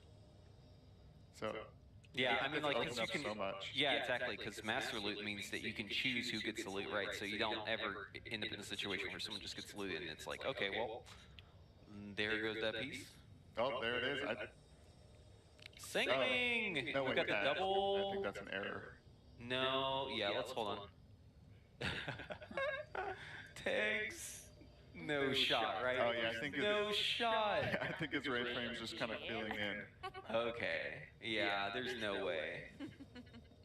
Yeah, Tash was trying to explain to me evoker healing, and he just kept going and going, and I was just nodding, Nodders, echoing, yep, nodders, jumping, nodders. and verdant something, yes? Yeah, verdant embrace, yeah, that's a good one. Yeah, so they're very complicated. Do you know much about those being a evoker main preheat, or? Yeah, so I don't heal myself, but I know a bit about it, and I've done some healing. I've dabbled in it myself. I'm not a good healer, and I don't like healing, so I'm proud of that. I don't want to be a good healer. Yeah. But it is fun, though. I will say, preservation is very fun, and the reason why it's fun is because you can do a lot of damage. And look So. at Shell. At first I thought his camera's frozen because he's not blinking. No, he's just really focused. He's very focused. Yeah, no, you can see him kind of moving. It's kind of side-eyeing Discord, maybe. He blinks. Okay, we're good, we're good. You can like see very. This is just what it looks like to have the amount of focus these gamers have. Yeah. It's just Only in it's between so moves. it's so important that you're always focused. Never let that focus go down. It's very important that you maintain it. Yeah, for people who don't know, Trill on the Liquid PvP team as well, and he's an MDI champion. He's Mr. World of Warcraft. Yeah. All time, probably great. His name will go down. Ooh, we see Goop in there now, so Triple Moonkin. Yeah, this looks like they're going back to the pre-dinner comp. Yeah. Triple Hunter got the rogues out. So- they're just doing the one mage again. Yeah, probably. I don't think Arcane would be very good if they're doing the ad killing strat. Looks like Sing is. Oh, go ahead. I just wanted to like think about what they should be doing, and I do think they should go back to trying to just completely focus the ads. Yeah. Because what the most important thing is, in my opinion, is to see how long they can survive in phase 2. Mm-hmm. Because in phase 2, ads don't spawn anymore, as far as I'm aware. Like the primaries ads don't spawn anymore. So as long as they get to phase 2, and they can see how long they can survive there with the soft unrange mechanic, then they'll see how much boss damage they actually need to do. Because later on, they can always switch people off of the ads and onto the boss. Yeah. But they don't have to do that if they actually survive a really long time in the last phase, right? So I think that's what they should be doing right now. So we'll see. So yeah, Sang's checking out. He was just inspecting Sang's talents there. So Sang is running Devastation Evoker. For those of you who are unfamiliar with this class, basically, Evoker is a class that specializes in dealing a lot of damage to targets with high health. That's kind of its bit with its mastery, but it's very good at focusing priority targets, right? And you have a lot of priority targets in this fight. You've got those proto drakes, right? The frost proto drakes. They do this pulsing AoE that just does an insane amount of damage to the whole raid, and you have to focus those things down as quickly as possible, which is a job, Foker's very good at. Burst AoE, obviously we have ad sets constantly happening in this fight, so dealing a lot of damage to those ads is going to be very, very important. What you're going to see Sang doing pretty much is just kind of killing ads. That's going to be his job. He's going to be disrupting, he's going to be interrupting, he's going to be knocking ads up, he's going to be stunning them, and he's going to be blasting them with his cooldowns. So very excited to see this point of view here. And, obviously he's got a little utility as well, right? Like we were saying before with the Cauterizing Flame, being able to spell bleeds. I don't believe, or he does have that talent actually. He picked that one up. So if the tanks need the spell, he can take care of that. And then rescuing as well if anyone needs to get around. This boss does have a stacking debuff on it whenever you're near the boss. And you need to make sure that you clear that debuff, right, by getting away from the boss for a little bit. So essentially you have like almost like a rotating crew. But the crew that kills the ads doesn't have to ever rotate. Like you could have a squad of like 2 or 3 people that just like only does ads. Obviously, you're going to have a lot less boss damage if you do that, though. That's the downside. So there's like pros and cons to this. So I got a little bit of info from the analysts. Very interesting. So the reason why the strategy didn't work out is because the ability that the flame benders are casting only happens once, even if there's multiple up. So even if you have 10 of them, only one of them is casting the ability. Wow, Blizzard really big brained it. Yeah, they literally thought about this. So Blizzard is saying basically that you can use it, you get a little bit as a treat, but you can't have it as dinner, right? You can't eat the whole meal with it, but you can just sprinkle in a little bit of that. A little sauce. Yeah. So we get a little flavor. I mean, that could be really useful still, though. Like keeping the ad up. I mean, that's 20%. If you have the ads in kill range and you hit it with that, boom. They're just going to die. The thing is, we also don't know if it's max HP or current. Right. I have no idea about that either. If it's max HP, then it would be nice. It would just be an execute, right? Yeah. If it's current, it's still useful though. If it's current, it'd be best like to try and time it, but I don't know what the cooldown is on it, so yeah, no, might be a little weird. Yeah, so looking at the pull count, I'm not sure how many hours they've been on this boss, but 15 seems low, especially for how quick they're wiping. This seems like one of those bosses that you can just spend so much time kind of like sitting there looking at and coming up with all sorts of strategies. And like that can be difficult because you can get a little like antsy. Yeah, do either of you remember a boss that was like this, like particularly bad for you? So here's what I'll say.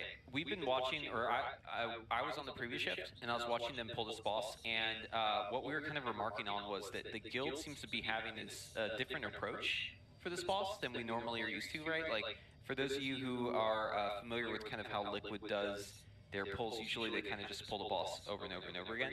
And then kind of have like a short break to talk about and then keep doing a bunch of pulls. We've been seeing on this boss, they're stopping for a very long time between pulls. There's a lot of discussion happening between the pulls, usually about 5 to 10 minutes between each one. And I think it's just because there's a lot going on here. This is a really tough one to crack, right? This is a puzzle that they're solving together, and there's a lot to talk about. So that's, I think, the main reason why the pull count is so low so far. We're just spending a lot of time kind of strategizing, but for me personally, like, I get really antsy just if there's ever any in action. If I'm just sitting there, you know, waiting to pull the boss, I always just get really anxious. I don't know about you, but unless I'm involved in the strategy talk, and then it's completely different. It doesn't even bother me at all. Yeah, the worst situation you can find yourself in is you like keep trying things for like a couple pulls, and you're like, this is hard, let's try a different thing. And it's like, well, it's just going to be hard. It's the second to last boss, so it's going to take some time to figure some things out. We've got a boss graphic for you guys. So, right now, who's Glenn? Oh, Glenn. Glenn is the last boss? Looks Is like a this a Walmart secret boss? employee? I had no idea they were going to do this. Is he in the monster section? Was Are this those data monsters in the background? Glenn. I don't know who Glenn is, but Glenn is, apparently Glenn's a meme that we don't know about. Imagine knowing. It couldn't be me. I don't know at all. But a Broodkeeper is keeping us from seeing Glenn. That's all I know. Yeah, maybe he's guarding the eggs. Glenn is guarding the monster. He's a Walmart employee guarding the monster section. You can see it behind him. We need to get to the monsters. Yeah, I have one right in front of me, so Glenn can't stop me. Sorry, Glenn. You gotta stay cool during these shifts. You can't stop me, Glenn. I'm gonna drink this monster right now. Yeah, speaking of Monster, make sure you guys tune in later for After Dark, presented by Monster. I'll be hosting. It's going to be a very fun show. I don't want to ruin the surprise, so get ready. Okay, well, I won't ask you what you're doing then. Yeah, unfortunately, you can never join me because you're hosting Rise and Raid. Yeah, Rise and Raid, presented by Thorn, Yeah. So we can't, we're like on the opposite sides of the spectrum. You've got the energy drinks, I've got the Thorn Sleep Plus. Yeah, that Sleep Plus is actually been very nice. Oh, yeah. Yeah, because I've been up late at that show. You kind of get a little adrenaline late at night. Yeah. Hard to fall asleep. Or Yeah. you drink monster cocktails. Or Yeah. yeah. Just joined Yeah, by that's- the go, drinking some delicious drinks. I've been dreaming actually about that the Caligos. Really? So delicious. Is that like a monster cocktail? Yes, it was the blue monster, some blue simple syrup, some lemon juice or lime juice, and then I ended up putting like whipped cream in it and like then mixing it up, and it was very good. Sounds great. Yeah. Did I sell that one? All right, so we have Sang's point of view here. Love to see it. Devastation Evoker on this boss, and Sang is just going to be looking for those ads to spawn. Of course, the first ad set in this fight's going to be around 30 seconds into the fight. Oh, looks like we took a screenshot there, but yeah. So basically, every 30 seconds we have the ads dropping in, and you can tell because there's like these orbs that spawn. And then they light up, and then the ads come out right there. Looks like we're just sticking on the boss for a little bit, and we're breaking away for the ads. All right, so here are the ad sets. We can see that the nameplates are actually color-coded. The healer goes down immediately right there. Looks like Sarah's down in angel form, but just so much AoE. That is a charge blast, fully charge blasted. Dragon Rage, you can see Sang immediately fly up the meters, immediately followed up with a deep breath. Now he is just slamming the enemies with pyres, hitting them with the fire breath. He has the full effects of his mastery as he's doing all of this damage, and you can just see the true power of Devastation Evoker in full display here. Just look at those damage meters. Sang doesn't even have 4-piece. Yeah, this is a baby dragon. He's a baby dragon. He hasn't even, I mean, this is like Spyro right now, right? He hasn't even become, Vega or anything like that. So, hasn't reached his full potential, but still you can see the absolute power of Devastation Evoker on full display here. Yeah, and he's just zipping around. It looks like a lot of fun. And also zipping around is Atrocity on the Demon Hunter. He's been doing a lot of Mythic Plus, so I'm assuming he's very decked out. It looks so funny to me though, because I honestly don't know the difficulty of Demon Hunter right now. Like, I don't know if it's hard to play or not, but to me it seems like this Evoker is doing like all of these like fancy moves, like super complicated and complex. Like you have to angle your breath perfectly, and you have to move around and like lower range or whatever. And then you look at the damage meter, and the Demon Hunter's at the top, and you just see the Demon Hunter just like jumping around, gliding. It's like, Yeah. It's like the meme with the guy who's like really, he's like sweaty and he's like really focused. Yeah. No, to be fair, you have to be really smart to play Evoker. So I agree completely with that. Yeah. It actually does feel as fun as it looks though. I do have to say. But as you can see here, he's focusing the juvenile proto drake. That's the one I was talking about earlier. That just does so much damage to the raid. This thing just has like a pulsing AoE. It's really, really rough. You gotta make sure you focus this thing down as quickly as you can. I wonder, are there still classes that have a lot of funnel? Not really, right? At least not to the... Not in the raid. Used to have, right? There are classes that have funnel for sure, but I don't think they're really doing much funnel right now, or they're not like playing those specs. Okay, so Arcane has a little funnel, Okay. but not nearly as much as it did in Shadowlands. Frost is probably going to be the mage spec with the most funnel. I think that when it comes to funnel, though, there's like a lot of other classes that have a little bit of funnel, but I think Blizzard's kind of done a lot to try and reduce funnel, just kind of like across the board. A lot of the classes that like have it previously maybe kind of lost it. Yeah. But just to explain the chat, oh, go ahead. I just wanted to say that usually, like whenever there was a class or a spec that could funnel a lot, then it just there are classes that have funnel for sure. They They tone it down. Right? Yeah, it's a very niche thing. Just to explain to chat what funnel means, because I'm sure there's a lot of people who are maybe confused what this word is meaning. Funnel, it refers to whenever you have basically skills or abilities or talent interactions that make it so that if you hit multiple enemies, it makes your single target on the priority target go up. Right, so like imagine if you press your AoE ability and then you deal more single target because you press your AoE. That is called funnel. And there's definitely a lot of classes with funnel in the game, but like we were saying, they seem to have kind of reduced the impact of funnel across the board. And it's a very powerful niche to have. If you have funnel, it's great. Like you want to have funnel, right? Because it incentivizes pulling more stuff. Yeah, the two specs I can think of right now that might have the most are Ellie Shaman and Affliction Warlock. Destro can get some, you can emulate stuff and then just Chaos Bolt the target, and then Agony on Affliction and spend all, just get a bunch of prolific raptures onto your target. Does Moonkin get anything? Do you get Astral Power from your dots, or is it not really that much? You do, but it's not really, I don't think it's very relevant. Not very impactful. So Frost gets a lot of funnel. Yeah. But obviously Arcane is just kind of nuts right now. Next week though, All I'm saying is keep your eyes open for next week. Next week, our Frost is going to be doing some crazy damage. Some preliminary sims are showing Frost is actually ahead of Arcane after these buffs. I don't think they really know exactly how much they buffed it, but we'll... That's great. I can't wait for that to happen. Yeah, it's going to be great. I love it when there's two different mage stacks all the way at the top. Yeah. That's just my favorite thing. Yeah. And mix and match, you know, choose your poison. Also, Mythic Plus as Frost is going to be so good. Yeah, very nice and free. Yeah, I love. Well, Frost is just so. It's just like you can lean all the way back in your chair. Well, very casual. I just hope it's sanguine, you know, so they're all slowed from the Frost mage. Yeah, you know, to be fair, like it's been a really long time since mages have been good, so you know, it's good that we have Arcane and Frost.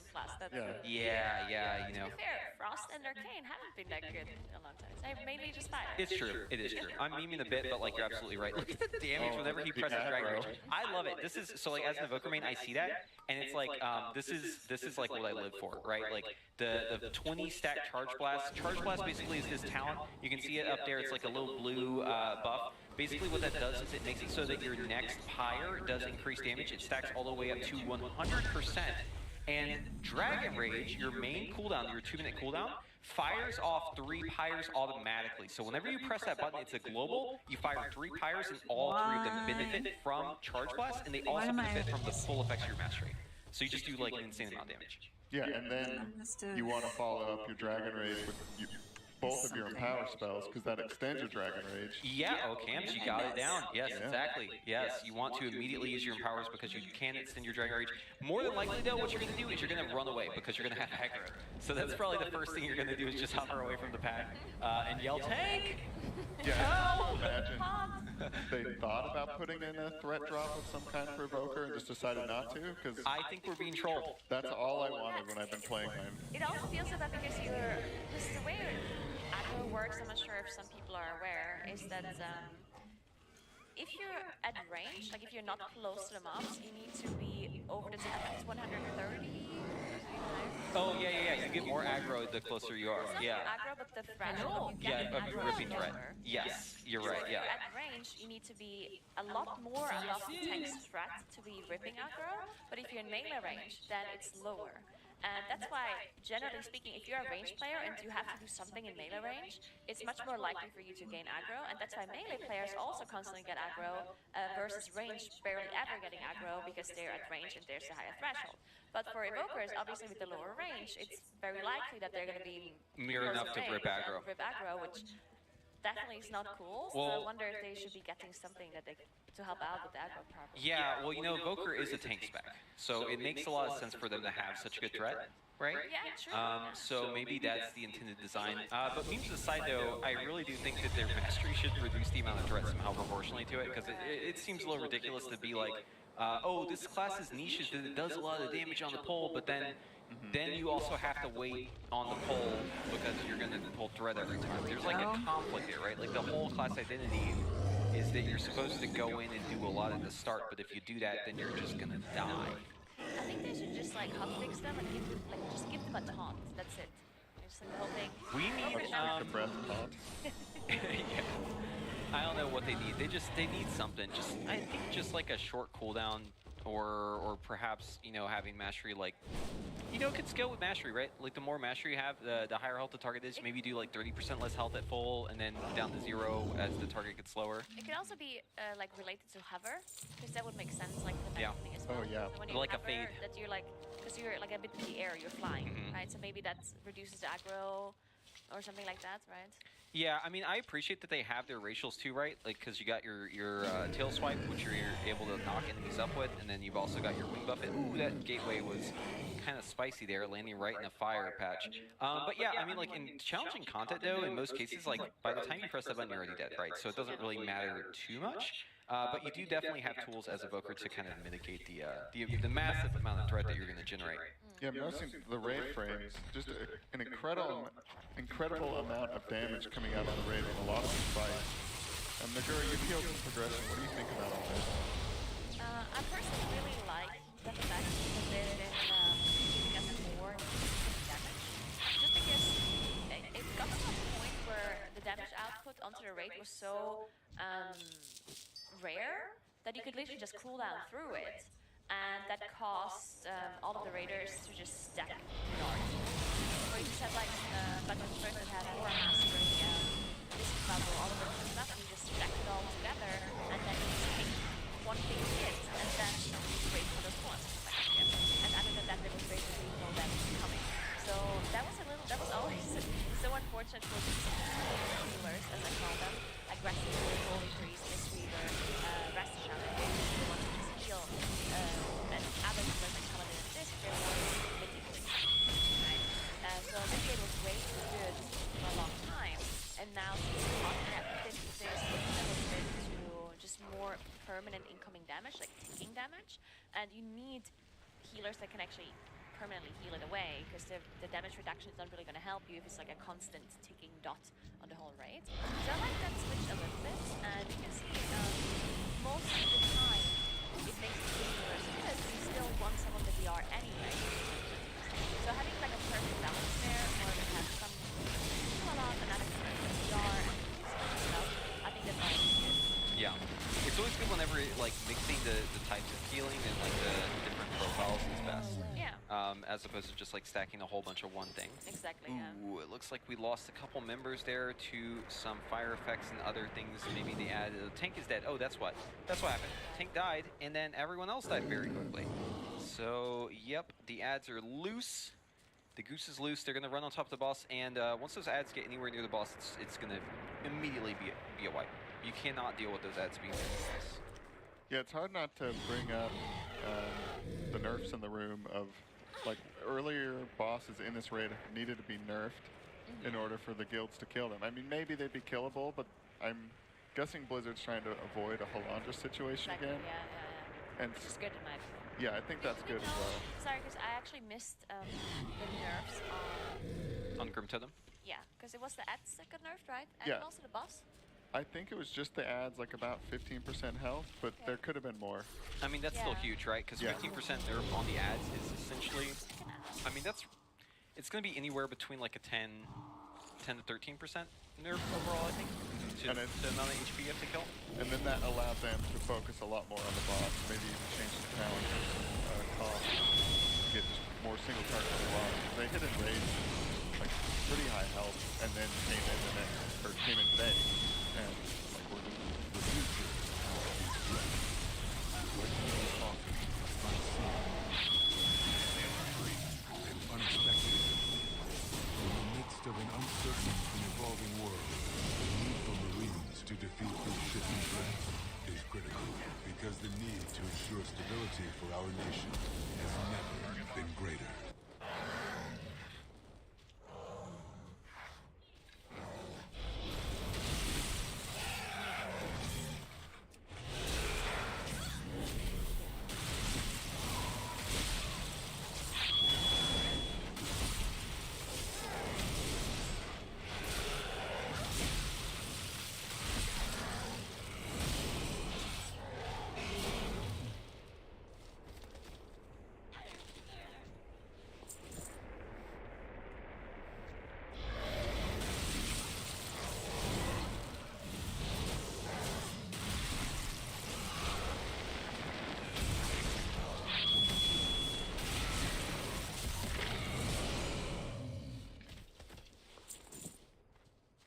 I don't have a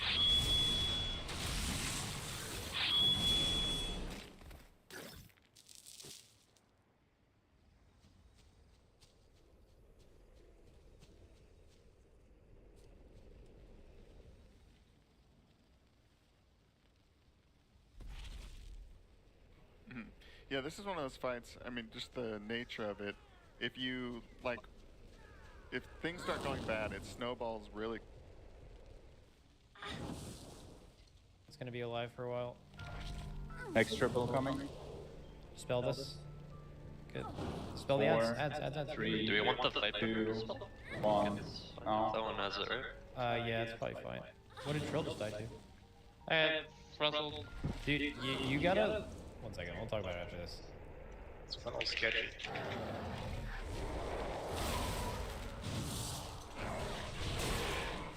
Kill stuff on Moon. We're down Windwalker. Next triple coming in. Kill the Proto Dragon. 4, 3, 2, Big One, damage, big down. damage.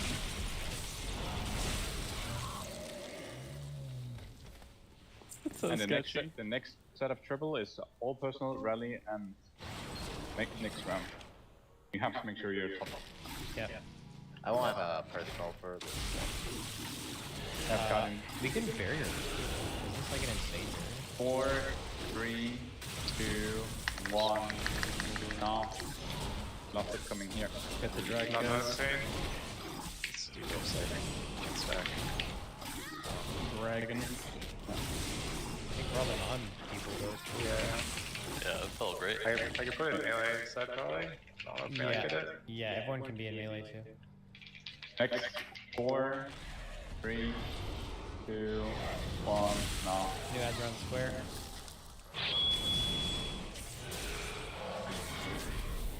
Add group. Kill square. Kill square. We were just down DPS. One sec. I get it.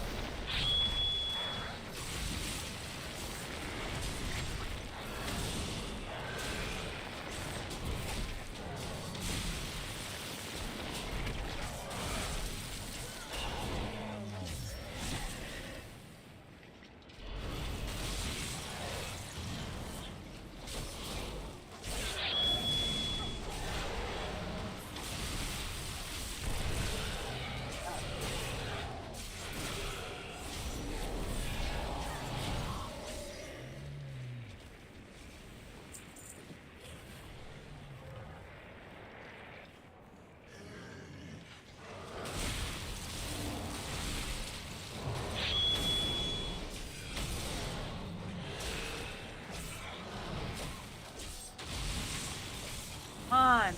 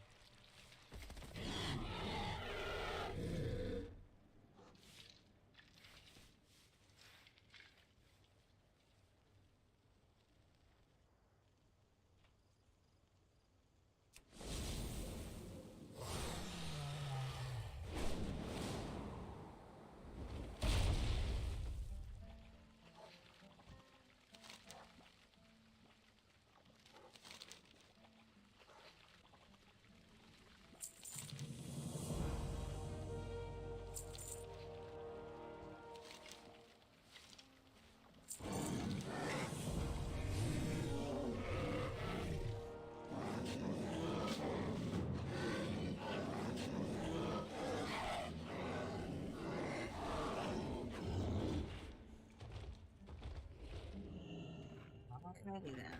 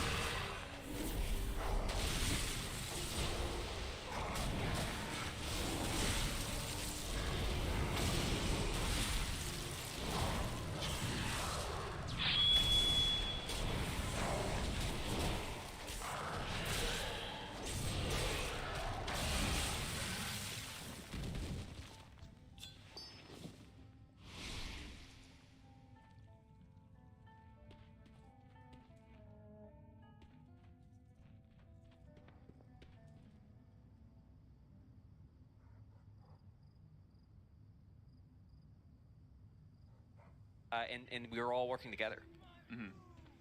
Yeah, I think if I was made for it, I don't know until you do it, and I wasn't doing the casting, I think it'd be fun to be an analyst. I kind of like the sit back, thinking, talking, strategizing. I mean, I like playing, but that was always my favorite, was just kind of the puzzle solving. Yeah, mine too.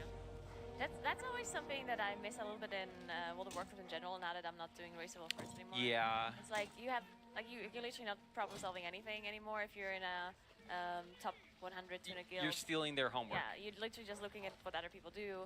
And yeah, you look at the logs and see what you can replicate, but you're not trying to solve any sort of puzzles to yourself. You're literally just copying. Yeah. Which is a bit sad, and I wish there was more WoW guilds that wouldn't do that. Yeah. If there would be a WoW guild that would be somehow like just blind, high rated, and they were doing it blind, I would join instantly. That'd be really fun. There's I don't think there are any of those. Yeah, no, especially it's not like higher ends, right? It's hard to find. Yeah. So just for everyone who's joining, who's just recently joined the stream and is wondering why we're kind of musing about this. So we are currently on Broodkeeper, the second to last boss. This boss is looking to be very challenging. It's an ad fight. You've basically got two main phases. You've got the ads that are coming out that you have to deal with, and you've also got the boss. And we basically hit a point where it seems like we're kind of just hashing out how the fight's going to turn out. We're kind of just getting the reps in. This is looking like a pretty good pull, but currently our best is 70%. We're at 79%. So as we're kind of watching this come through, and as we're letting the raiders kind of like figure out this fight, we are going to kind of just carry the conversation whichever way kind of falls. But we'll definitely focus back in on the progression here if we start seeing it looking like maybe a pull that could push past that 70% barrier. But I completely agree, Nagura, on that point. If there was a guild that did like the blind progression, that'd be so fun. Because back in the day, right, there wasn't a Race for World First event. So you couldn't watch what was happening in live in real time. You had to wait, right? And there was like this it was like an agreed upon like 3 5 guilds? 5 guilds, yeah. To release the kill bit. So basically, like every guild in the world that was doing high-end progression didn't know what the other guilds were doing. So you ended up with like this whole different environment where there was like all these different strategies for how to kill a boss because no one had the the set like, oh, this is the best one, right? Like no one could just go watch it and figure out what other guilds were doing at the time. So you ended up with a lot of different solutions. A lot of them were much worse. But you also got a lot more that were better. There's just like a lot more creativity across the board. And with players this good, right? Like in Liquid Guild, where they're just so skilled, you're gonna have a situation sometimes where like strategy doesn't necessarily have to be like insane. You know, like you can just outplay certain things, right? It was definitely interesting because like the fact that even happened, that the first guild, like the guild that got well first, if they would have released their kill video immediately, it would have been better for them, right? Because they probably would have gotten more hype and more views or whatever. But because they were being, like sportsmanship and just trying to be nice to the other guilds, not take away their kind of experience of figuring out their strat. Because what happens sometimes is that a guild came up with a really cool strategy, and then their first guild released their video, and it was like the same. Yeah. And then it's like, oh, well now everyone's gonna think you stole the strategy, even though you actually came up with it yourself. So yeah, the guilds were just trying to be nice to the other guilds and kind of let them have their moment and figure out the strats themselves, which is really cool. It does still happen though. Like there's definitely a lot of times where guilds just like come out with something that's completely out of the blue, and it's like, wow, that was really smart, right? Like obviously we had it with Il'gynoth and the no dispel strat, where people were like, wow, okay, yeah, that makes a lot of sense. Or just like other weird examples, right? Where like some of the other like higher end guilds that maybe don't go as hard, just like kind of figure out a really good strategy for something. But yeah, I mean, I'm not saying that like it's worse now. Obviously, it's just different.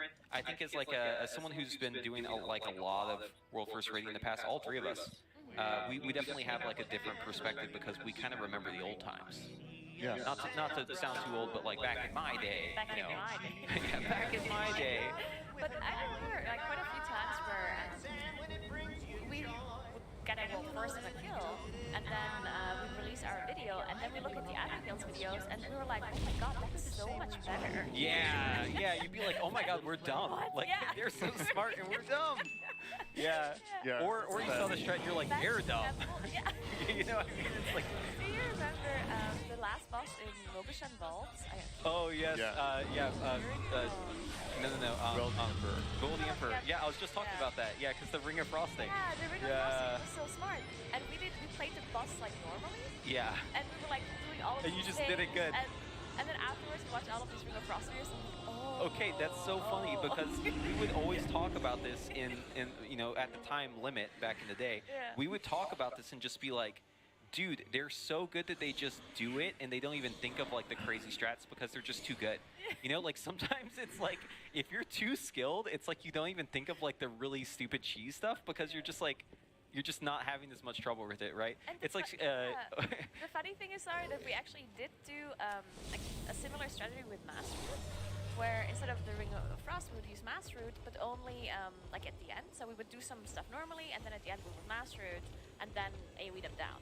So we could have like added the strategy together to be like, oh, we can just Mass Root them all. Yeah. We didn't think about that, and then we saw the other thing. It's like, oh, well, that makes so much sense. Like, how could we not think of that, right? Yeah. Yeah. For people who don't know, it was a fight where it had like two big stone guys that you had to tank apart, and then like the other side of the room, kind of like this, like you brought up, ads would come down, and then the mages would just keep like rotating Ring of Frost, and that just build up the ads, and then on Mythic when you killed the ads, they would release these sparks, and you just have somebody like bubble and pop, you'd like jump into the sparks and pop them all, and then also using the AoE to like optimize your damage, get a ton more in on the boss. It was very clever. So in our guild, at the time, we were rated in, I believe, Team Alice at the time, Tags, Max 9.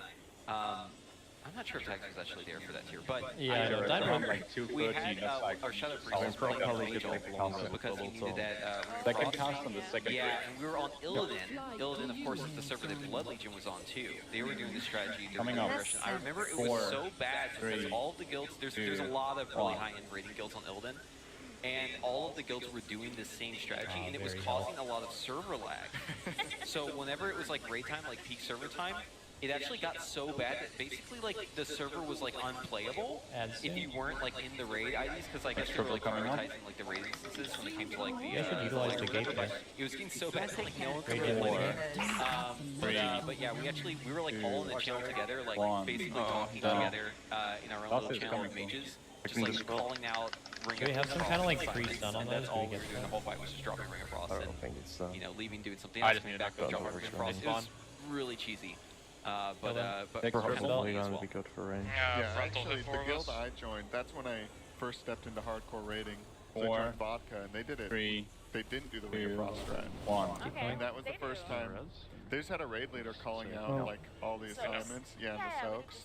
Yeah, we did that too, yeah. And that was the first time I was just like, oh, these raid leaders frontal are great. tool. They would just Everyone call watch out, out, watch you out. know, like Round 10 second. Is this the frontal? Is like this one? And I like Yeah. So like the big AoE is not actually Phase next raid leading Yeah. is a full-time job. Kill these ads. 3, Or 2, multiple full-time Just blast the jobs. mages before you Forward move. to, like the whole outside No. raid leading, because I remember Good. finding a raid Front leader row that gets actually up. managed to raid and lead then it's going to be properly. Cirrus him here. And the next one is rally plus personal. Kill the proto And you're dragon. checking your health. Make sure you get kicks on the Stormbringer, but you're not targeting the Stormbringer. Or Be in the barrier soon. Barrier. In all personals. All personals. 3, 2, 1. Hellstone. No. Dragon. Kill the dragon, not the guy. Key. This is yourself for this like dragon. We don't fall behind. And next 4, 3, 2, 1. As on blue. If I get this bleed, I'm just dead every time, I'm pretty sure. Guardian. You're actually dead and you're not even tank. I will stun first here. Stunning. That's What? actually What? They're too Why? spread. They're too spread. I'm gonna kick him in. I'm gonna kick him in. Next triple coming up. People killing us. You just stay on this right side where I am. Yep.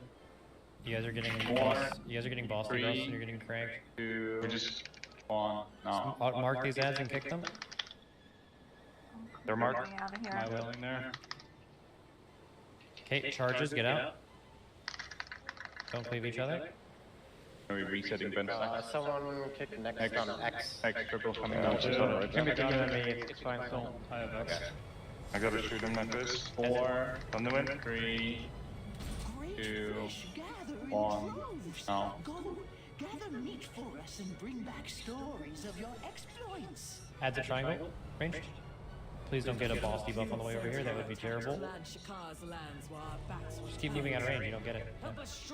Blast the proto dragon. Get single kicks. This tracker is so bad. This is only a 2. This is only a 2. This is only a 2.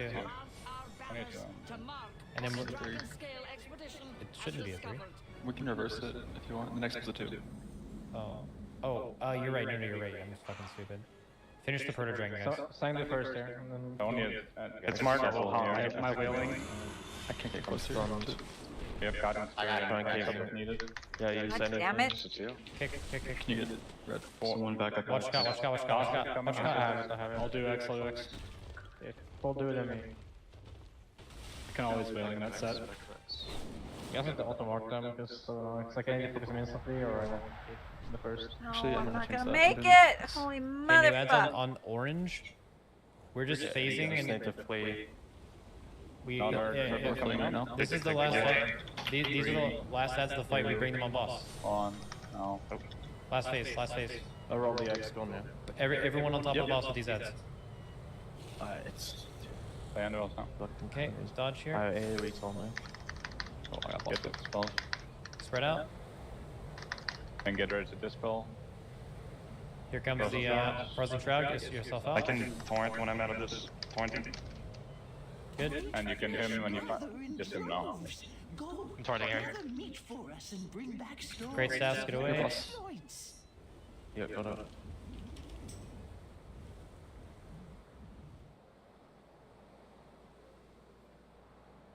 Oh, this fire is so cringe. These lines are annoying as fuck too. Yeah, the lines make this terrible. The dispels just have. This is the meteor. Soak this. Yeah. And the overlap that would come next soon is gonna be. Just try to. These ads are still aren't dead. Most damage right now. We've been these ads don't have any debuffs, do they? Rally. Are these ads healing? Oh, they're hitting right now. Get out of this. Yeah. You just have to disengage for this every time. I have the worst POV of all time. I have no way to like see or help what you guys are doing right now. I'm on the opposite side of the dead. Dude, come over here and res me. So we need to figure out a way to deal with those ads. Like we're gonna get those ads. We could just add group kill them and just keep them away or like for a bit. I mean, able to be killed on top of the boss, or is it because they're not getting killed? What would you say? Are they not able to be killed on top of the boss, or? I mean, we just brought them on top of the boss and they killed us. So I tried getting that thing down. Those flame benders should die pretty easily if we just get the dispels insta on them.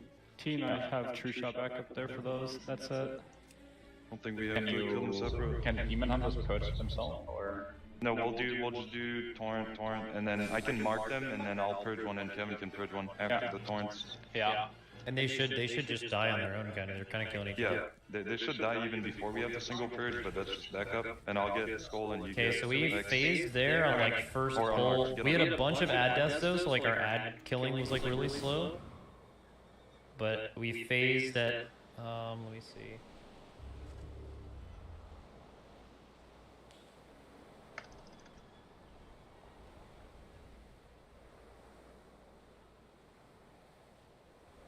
Let's see, when did we phase?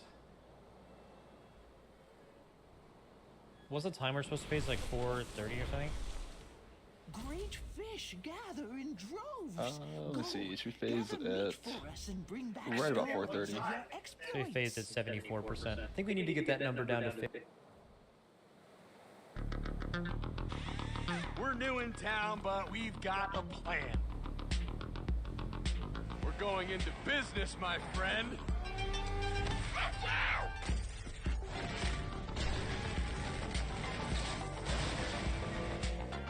You're not gonna join these weirdos, are you?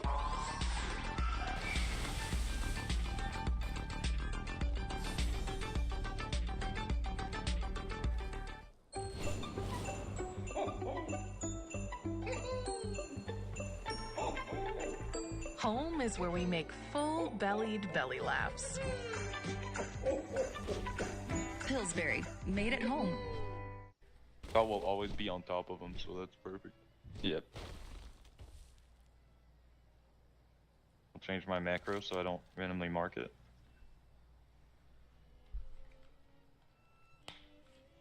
Oh, this is starting to annoy me. Remember to get that water, boys. I forgot my fish eggs. Dude, what? Can I do them now? Can I do them now? I don't know if that's ever been tested. I'm gonna try them now. Are we on a little break here? Can I go toilet? Do we need a break? No, I'm just wondering if we are since we're waiting. I think Pod is getting some crafted. This guy's doing it right now. Yeah. I think we would have taken a break because we'll take a break soon. But I would still like to just phase into the last phase. Let's phase into the last phase, clean a few times, see what doing the... I definitely think, Ben, this is going to take like a nice little 10-15 minute break, and I think we're going to need like the boss closer to us when our ad waves are dying and shit, just so we get more like range damage on the boss. But the thing is though, is like that's also killing us, because it's like... Yeah, that's what it sounded like. Everyone was saying like... Yeah, but like I think once we get better at it, you're just going to have to figure it out, right? Like with I this think no I ads figured mod, out why you can fight the boss for sure, but it's just like fighting ads and being into the boss, you're just gonna die. I feel like I'm just natty dying and ultimately going to kill the boss. Yeah. Yeah, I mean, we are natty dying. Makes any sense. Holy shit. We are definitely natty dying. When are we gonna pop Ben? Shouldn't we pop him like halfway through? On half I'm not gonna reset. He's just gonna do it to one of the DPS or himself. Yeah. That's young money mark. The closer. Closer. Small. Closer. What's James will be up? fine. What am I getting? You're getting a bop. Getting more heals? Love that. When we kill this boss, we're Let's not gonna see, do damn it. it. Bad Raptor Roar. Oh yeah. Doesn't I'm Killer feeling great Roger these have balls. a... Oh yeah, dude, Malarcus is fucking blasting the boss. This takes like 2 healers. Dude, I didn't pocket stay healing on me, cooldown. but I'm just Were gonna you die. tagged in? What's up, JVC? I said I just have to, like, I have to press Faint and Crimson Vial on cooldown. Here we go. And then... Oh yeah. Oh, Cheat procs, you don't press those. no one else is using Okay, any defense. I am procking my cheat in the first... Yes, they do, Ben. So does it's in the main tree. Dude, actually. BM Yeah, Hunter's around. damage like profile and logs is fucking legendary. They pop off in Lust, All that. James, just press feint. and then they just literally do the same. Just a straight bar. It's a straight bar. That's good. That we might be able to make some use of that. Mate, you are. Scott and Ben. I told Mark, by the way, mate, to make sure you weren't topping. Yeah, I mean, we know it's just not the only issue, but it will help at one point, so I'm gonna call for it. I'm already getting Sengs on the first bleed, and then I dwarf the 2-stack bleed, and then that last bleed is just a killer, but that's when I'm gonna try and get the last one. Oh, you're using Cauterizing Flame, the evoker thing? Yep. Dude, if I don't dwarf the 2-stack, I bet I die in like -4 seconds. That's Sorry, it doesn't block damage. It's like Nothing on I'm just fucking dying. Dude, I wonder where Bubba is.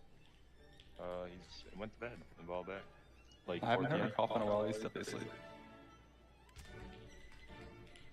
That means he's feeling probably better at least. All right, are we waiting for something? Are we good to go? He just We got can go, he's gonna craft it soon, yeah.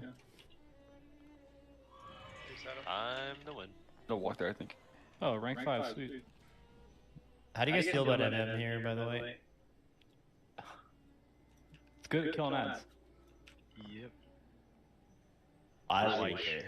Yes. It was absolutely for the second that I It'll probably let you like take people off ads eventually. No, yeah, I think so too. I think it'll still do good single after too. Yep, exactly. Yeah. We can optimize for single as well. Yeah, that'll happen over time. Let's just keep getting better at the fight. We'll find the damage. First triple coming in. There's just so much movement. 4, Yeah. 3, 2, 1.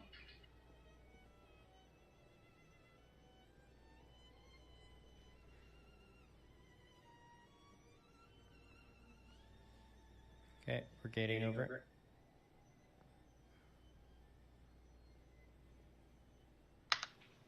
Second triple Watch zone. the fire. 4, 3, 2, 1. This is my dispel first.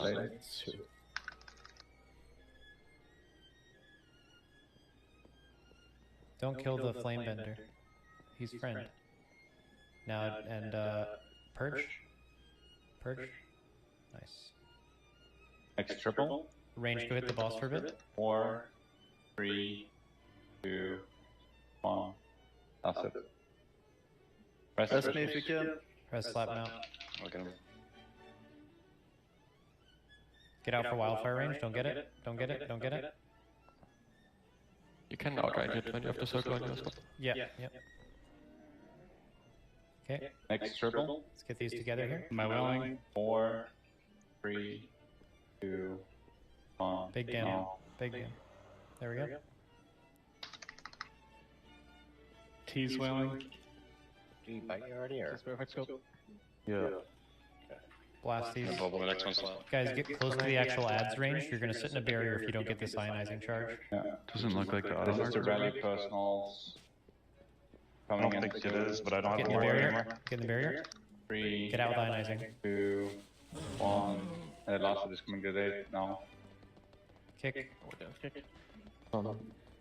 Yeah, the marker's not working for the weak core, and I took mine off, did not overlap with Next it. sandstorm is your like down, like when we drop low.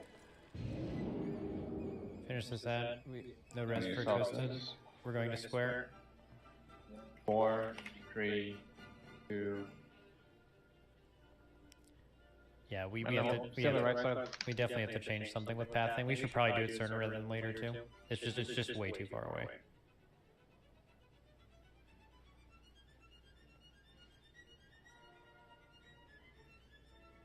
Next triple. 4, Okay. 3. You have to manual mark them probably. Yeah, I'm doing it very slowly. Here we go. Make Boom, sure we boom, get got kicks it. here, guys. I kicked first. Can someone get second on your skull? Yeah, someone get second on skull. I'll get it. Can't back up T's X. Get these out. Back up at X now. Can't do it yet. I'll go. Impact has it. Next triple and bit. It's when they double hitting the far enough. 3, 2, 1. Big down. Shouldn't have to leave Small this down. one. This pack insane. Well, I can see SOS. This pack's really buggy. Dodge here. Next triple and 5. Yeah, be your first kick on that guy. Yeah. What Just mark it. 3, Yeah, yeah. I got next kick. 1. On the dragon, guys. Now. Yeah, get on the dragon. Did we miss that 3 super needed 2? There's two kicks here. It just went right past it. Yeah, it does let run on that. It's Stun the marked. ad, stun the ad, stun the mage. Stunning everything. Good. Anything else? Yeah. The pulse is in Ah, range. it's over. Oh, it's too close? Did you mark that manually, Shaq, or did it work on 2 and not the 1? No, I've been marking manually. Wait, why is the boss so low? The Isles have awakened. If he stopped fainting. Right? The boss is lower now than it was fucking. I've been hitting it. We're downloading it. I mean, we're downloading it, but like here, I just wanted to watch a POV of like what it looks like for ad groups, Ben. Yeah, I can try to figure out a better thing, but it'll take some time. Yeah. Like, this will get us to phase 2, but it's not ideal. Yeah. No, we definitely don't need to change it now. It's fine. It's just like I want you guys to. Yeah, it's fine. Like here, let's watch. Just here we go. New ads here, it's fine. But even here, right? Like we get that last flame bender. These get purged. Now these can be like slow killed on the way over there, as they destroy Scott. I'm minus 300% armor at that point. Okay, maybe like get killed. Melee finish. Yeah, exactly. That's what I think. Like range, go back, melee finish, and you pull over. And that's what I called as well as the big great damage is here. Because the melee goes back and wildfire all the way back. I'd go back, but I'm melee. You just go back until wildfire is cast, and then you just max range. Look, here's. Let me show you how it works. See the circles go out? Okay, the circles will go away before wildfire goes off if you range it. Look at Hans. Watch Hans right now. 110 saw past the fact that I didn't have a degree. But the circle does not go off until after the thing happens. So like, look at Hans. Hans has a circle. He moves out at 40 yards. He loses it. I think all of you should do that. Okay, but look at me. I feel like I don't lose my circle. I'm pretty far, unless he's still thinking. You are closer to the Boston Hawks. Yeah, but like the wildfire doesn't go off still for another bit. I feel like, well, maybe this is a different spot. But he Janako loses it, saying, Okay. yeah, you have to be out before the cast finishes. Let's see. Watch that on your own. And then like right here, this is fine. So far, this is like, it works, right? I would say it's a little annoying here. Like say you're a ranger here. Like look how far, like wait till he turns. Like it's a blink and then he still has to like move. It's fine, you know, it works. Like this so far this okay? Okay, so we do the next set of ads, right? They spawn here, triangle. We get this thing low, we pull it over to here. Okay, now we're chilling, we're blasting this proto dragon, we're going on the next proto dragon. Alright, now we have new ads on square, right? So like on a, if we have everyone alive here and we blast, we need cooldowns here, by the way. Someone, what time is this in the fight? 2 minutes? This is 2 minutes. Why is this ad not? We have, I mean, this should be like so many. Well, hunters are using it 45 seconds. Yeah, they're laying their fuse. I think probably we need good 2 to minutes change here. that. Yeah. Well, I mean, I feel like we'll have a problem on that the next set, or just go back on the next set. We need 2 minutes here. You guys This is the all on a set the other 2 minute set is also second. So like we need to have all 2 minutes rotating on full in here. When do these actually spawn? Because I mean, it's 208 right there, and they're already dead, right? Well, you. Like yeah, but like the mobs with the health are not dead, and they're the ones who have to die. Because my Yeah, I stuff mean, gets Hunter popped, Wayne like, is we're gonna have to right play the cringe con shots and we'll have it out today. Yeah. I'm I mean, I've been playing that. I'm playing slightly shorter. Put on full. Yeah, you need to have one. Yeah, and then me and Pete can swap. I'm just you just Like that for a second. I can just I have a set of clones on every single apex. I just think I think the Moonkins should 3 minute the first set of ads, and I think everyone else should 2 minute the full. Okay. And then now we're doing we get to keep watching, Ben. Sorry, we got a little off track. So now we like kill these, right? And like with 2 minutes they're already dead. So like okay, range want to get some boss damage in before square, but like you know, and I guess it's really not that bad, is it? It's like Yeah, it's not Rage, great. Rage could hit the boss here while like, pretty we doable, melee kill yeah. those little rat ninjas. Yeah. Are we using the evoker movements that thing? The time spiral? You did, mate. Also, we can't really. Oh, we use, should like, really stop be signs using that- time Time spiral. spiral. On so heroic, good. it was insane. I mean, Yeah. I feel like Cheetah, we should be time spiraling like every time we're moving. I will throw in some time spirals. Max, did you Yeah, I hear mean, me? you can't For the raise that, you orange can- or can- the What'd you say, Shaq? The set, scroll back like 10 seconds or something. This set, that set right there, that we're going to blue, the mages, we can't really use like stops on them. It has to be kicked because we're moving the whole time. So I can't call stops on that at all. I Yeah. tried and then they're way Yeah, bigger. we just need to kick or something else. Yep. Hello, Both Logo. kick. They're just I think fired up Nox in here. But that's both of them, right? But yes, the one in the back, and I'm gonna know like a hunter kick or something. If Another it's one. casting, sometimes I fucking stand behind and I'm more coiled in. Okay, let's look at the rest and see if it's cringe. But like now we're over here killing ads. We don't need to be in range of the boss anyway. That's like kind of what it's designed for. So like now we're doing this. We're marked.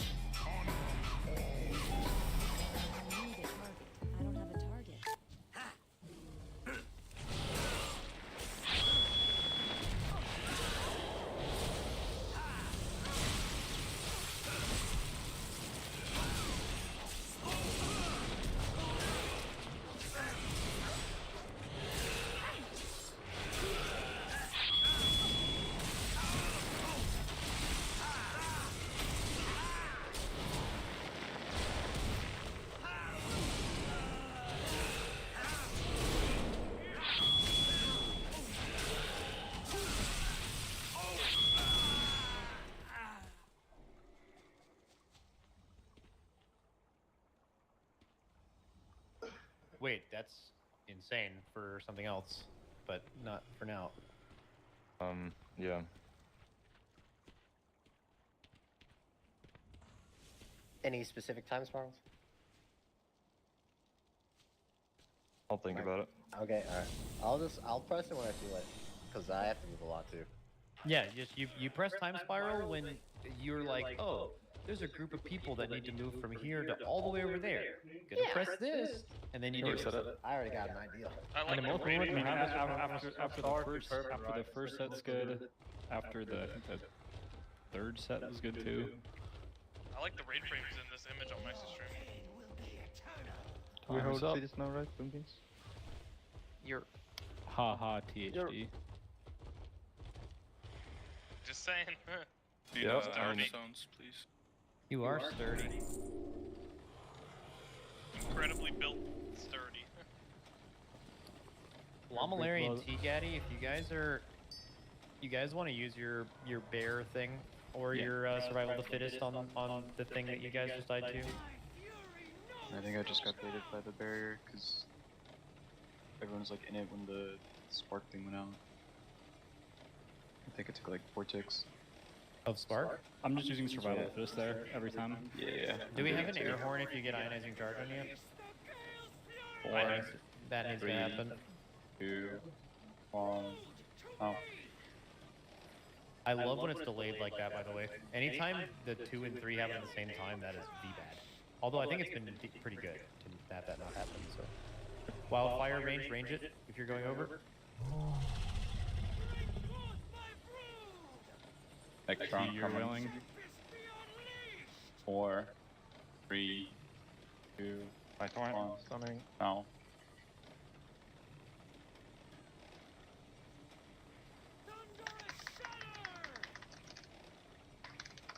Good. Blast these Earth Reavers so Scott lives. Range hit the boss while the melee cleave. Next triple coming up. 4, 2, 1. Now. Okay. Adds on Moon in 10.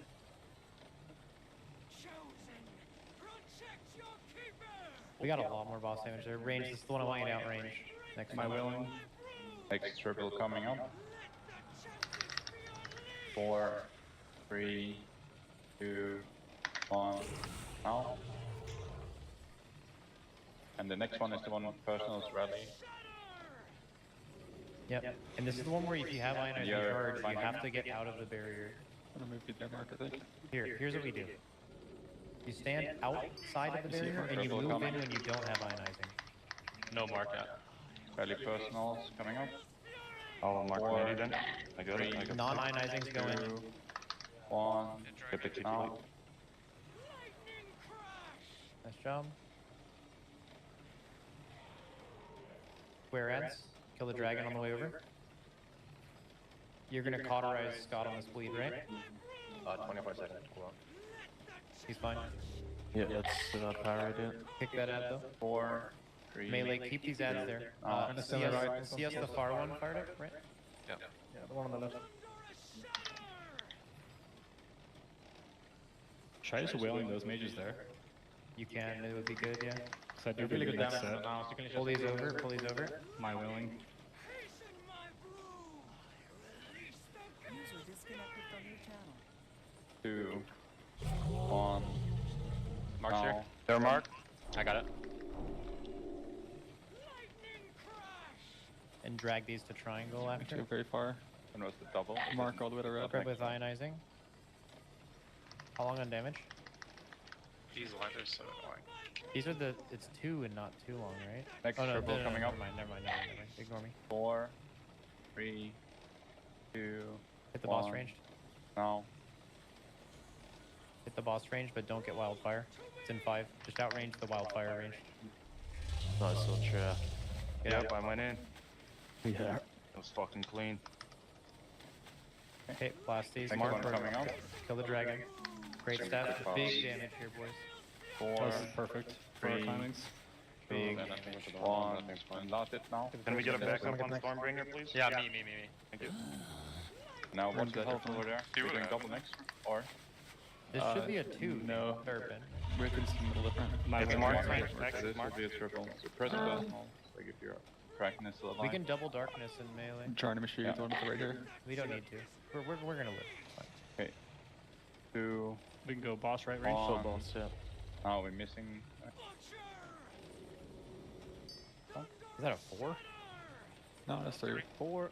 I killed everyone. They just Well, walked you're just into in range the of healing the absorb. boss. Yeah. Oh, they walked in and got the healing absorb. Yeah. Okay. Anyone see a third egg? Oh, I don't. I didn't. I thought it was on your toon, but because I saw like 2 of you running towards the same egg. Well, it was right next to Ben's egg. four egg explosion noises. I think we We only definitely had did an 3 extra debuffs. somewhere. Was only for that set? Supposed to be double or triple? I'm gonna check the log, see if we did a quad somewhere. I feel like we would have died instantly. It wouldn't have been a quad. We only had 3 stacks of buff. Yeah, it was already 3 hits. Just happened at the exact same time as Icy Trout, and everyone went back in range. Got global.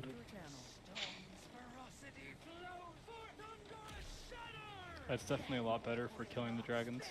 I feel like we had the very good timing there on a fair pack. Except like lost one there, but Maybe getting better at this. Pretty good. yeah, that felt Just really the, good. missing the Ultimark thing to work. That'll be pretty big. Yeah, Nebula's working on it. There's 2 ionizing charge recores now, neither of them is loaded, you can choose which one Need you want. another res. Let's see it. It's Just... Sorry, go ahead. I was just gonna say, either an icon with an air horn, or it's one of the circles that will tell you if anyone's in range of you. You're actually charging to. The ones that like expires around your character. Mainly goes on Does range already have right so pending. far. Oh. Did someone turn on the auto marker just that's run gonna back. see the nameplates? The icons one's loaded by default. Yeah, Scott, you turn it on. I don't think it is. Well, I never turned it on, and it's on for me. So never mind, I made that up. I think you made that up. made that up. Yeah, definitely I was turn that looking off, at the because looking at the parent. deals 60k What do you damage need per me to second. turn on? Dracanoid Stormbringer marker and Keeper Diana Big Wings. I think Hi.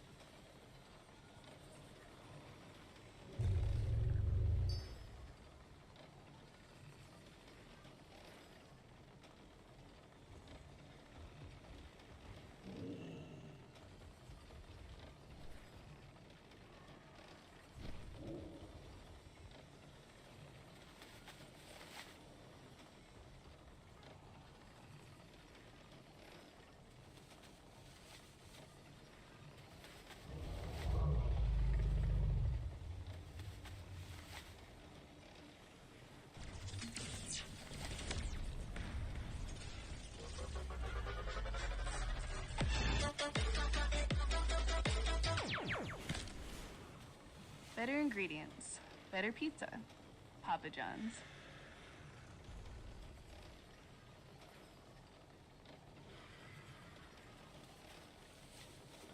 Oh, watch the boss screen. Thanks, Scott. I can do that. Yeah, I turned it on. Oh, okay. What is JPC's number? Probably I have no idea. 33. It's on your sticky note. Sticky note. It is not 33. I'm 29 Just if you watch want to tune in. He's number 5. It's no longer his mouse trap because he has no idea. Dude, What's this pity encounters? I'm a boss Granny 22. That guy's a chat. Are we good to go? I'm fix one thing. 30. I want to see what the boss looks like. It's a small war zone. The health bars are definitely dropping a bit. If we were going to, also just a question for you guys.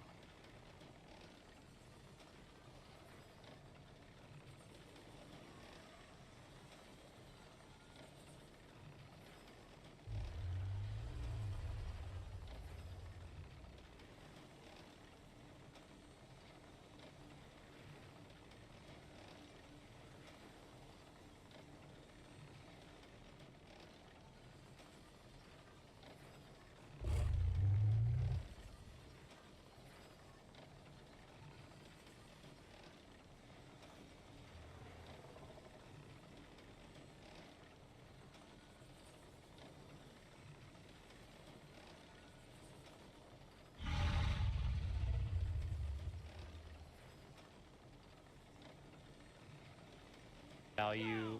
Do you guys still do more damage over a certain HP? Is that a thing? Yeah. It's 80, yeah. So you get a lot of value early. Yeah, 70%. First triple. 4, 3, 2, 1. Now. Hey, heal absorb on boss. Get rid of those slows instantly. Wildfire. Time spirals up. Next triple coming up. 4, 3, 2, 1. A torrent, Kev? Doing it.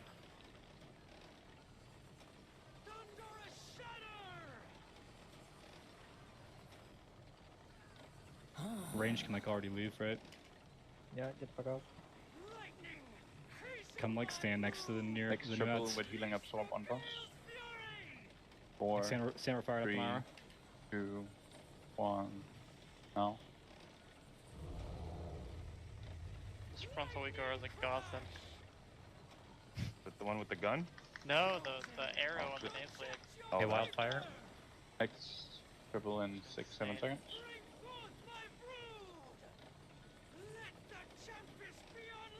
4, Yeah. 3, 2, 1. Now. Job.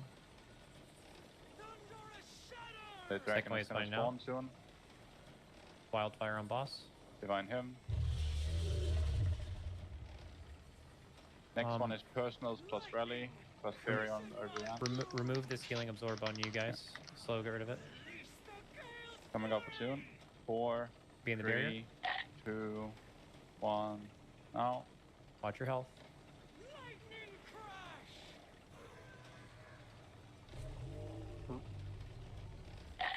Over to south, 0. Range start going to the boss. Yeah. Next Doing triple great stuff coming up here. soon. Big damage 4, here. 3, 2, 1. Now. Alright, I'll take one of these. Okay. Wildfire now. Watch this and get rid of the healing absorb instantly if you get it. Next triple coming up soon. Great stuff. 4, 3, 2, 1. And the last one now. Okay. We're fleeing far. Marco, very far. Yeah. Someone's mic is playing a lot. Next triple coming up soon. Range go to boss. Yeah, you can get a bit of 4. damage in here. Feliz happy Honda days. We helped Mrs. Claus wrap tamales. Gave a thirsty Eddie a sip of horchata and helped an elf finally hit a piñata. Ooh, candy! And during Happy Honda Days, we can help you too with a great deal on a Honda, the most fuel-efficient full-line automaker in America. Right now, you can get 1.9% APR financing on select.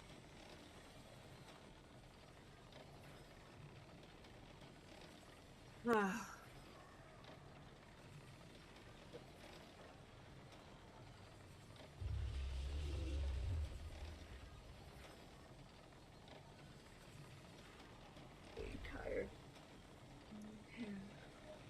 Work. Whee!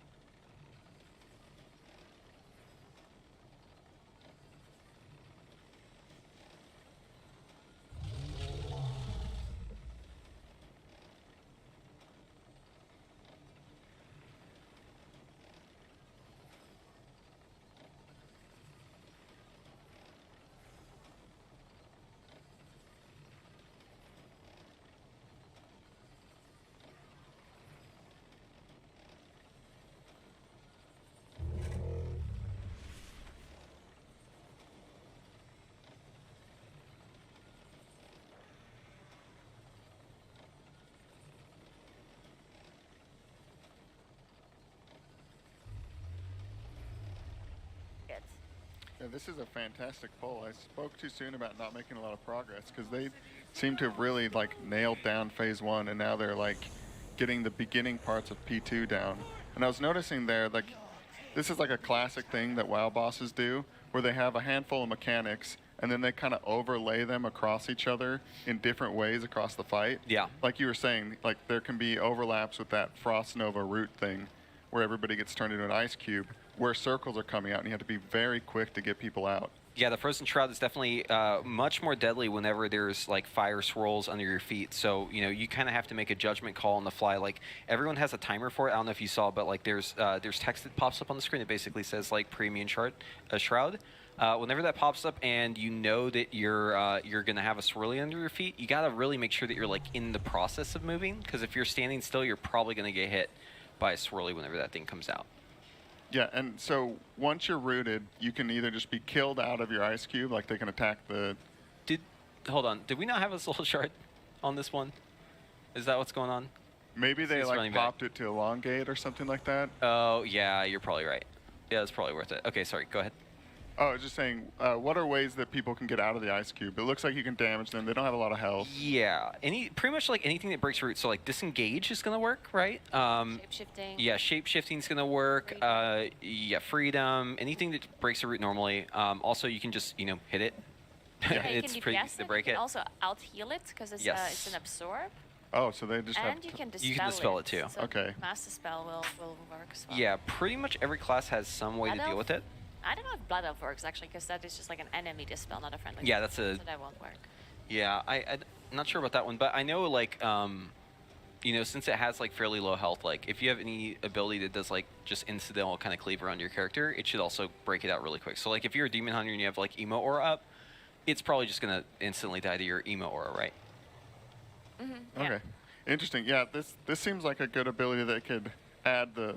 Like, it comes out fairly often, and this shows the, like, flexibility people have with these new talents, where you just have so much utility through your class tree that you didn't have before. You used to be able to only get, like, 1 or 2 of the things, and now you have, like, 5 different spells that you could use to get out of stuff like this or save yourself. It's... Well, I like that they're doing that with the... with how they're designing these fights, right? Because Blizzard's thinking, like, you know what? Let's give everyone kind of their own counterplay. Yeah. Oh, I wanted to ask also, you can see, like, above the... I don't know if it's above Nick or above Scott's character. It puts, like, a lightning arrow towards the boss. Do you happen to know what that is? A lightning arrow towards the boss? Yeah, it's, like, floating above them, and it's kind of like... right now it's on the eggs, but it'll put it on players also. Oh, you're talking about... Okay, that's, like, the... I believe that's the visual for, like, the 50 yards. Oh, okay, yeah. No, that's what's on the boss right now. That's just because the boss will incubate X.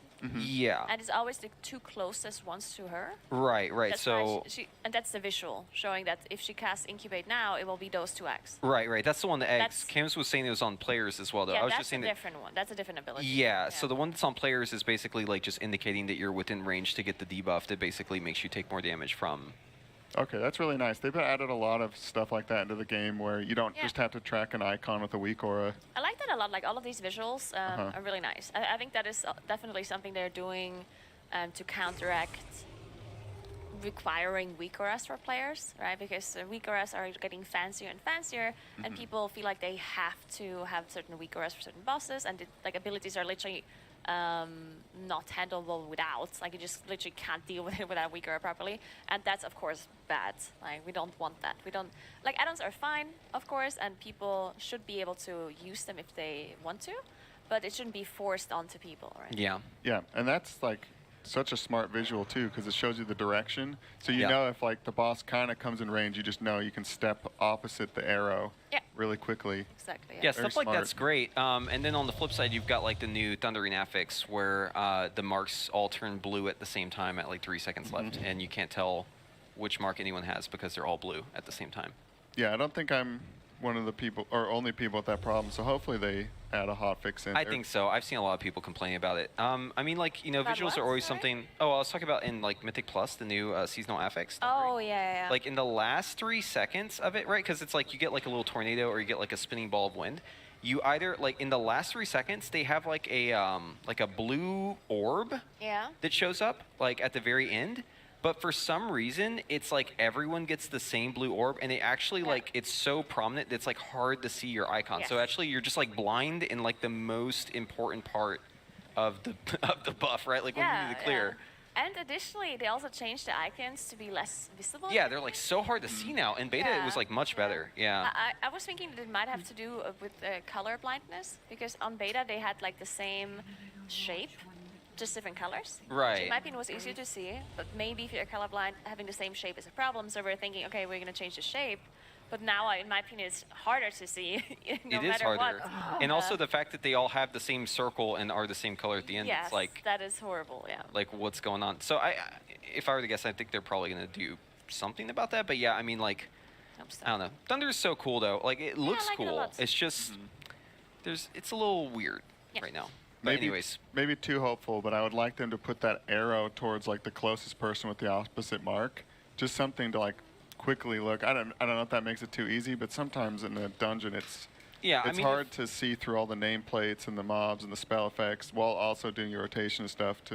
It'd be nice to be able to just like kind of move towards your friend. But yeah, the easy counter is you just download the the reload weak aura, and it just like spams it above your head, and then you just like it's very easy to know like who is your partner. But once again, like we were talking about, like having this in game, not needing weak auras. Yeah, it'd be fantastic if players didn't need a weak aura for this. Yeah, in my experience, it takes a lot of brain power to deal with that mechanic right now, which I guess they want because it's an affix on the harder difficulties, but it maybe it's just because we're also learning the dungeons. I'm getting like overloaded. There's a lot going on. I kind of wish that like you got something for clearing it, like after clearing it, because sometimes it feels like you aren't really getting enough out of it, especially like if you have teammates who are like clearing you very, very quickly. Yeah. It's definitely a bit weird because sometimes it's really good to clear it early or earlier, because sometimes there's an ability from a boss or something where you have to spread out. And I've seen sometimes people, like, in my opinion, that have lots of experience in Plus, they will run to me really early and clear the debuff on me, and I'm like, what are you doing? But then I see that there's like an ability afterwards where you have to spread. It's like, oh, that was so smart. Yeah, sometimes you have to like make that judgment call. Like, a lot of dungeons have like, you have to run. Perfect example, Halls of Valor, right? Last boss. You have the angels that you have to go do, right? And you got to get to your mark. Yeah. Everyone has to spread out, right? So like, if you get a Thundering during that, like, you're not going to get any. You used to have it, you just have to immediately get rid of the Thundering, right? But then again, it's like, okay, so it's just RNG, and then my 30% damage amp is just gone, right? Yeah. So there feels like there should be something like some sort of lingering buff. Maybe it's like you get like half the duration or something. I don't know what the right solution is, but I feel like something there would be better than the current implementation, where it's just like you just get nothing, right? You clear instantly and it's just gone. Yeah, and especially on this week with quaking. Just so many overlaps that seem so difficult. Oh, the quaking, dude. Yeah, don't even get me started with the quaking. And sometimes the boss or like the abilities force you to stack. Like certain boss abilities like stack you up. Yeah. Yeah. And then you're gone. quaked. Yeah. Or no, like well, quaked, or your debuff disappears, so you're thundering. Right. Yeah. So you can't do anything about it. So. Algothar Academy last boss. You get thundering. The elements answer to me. Everyone gripped in. Instantly gone. Okay, cool.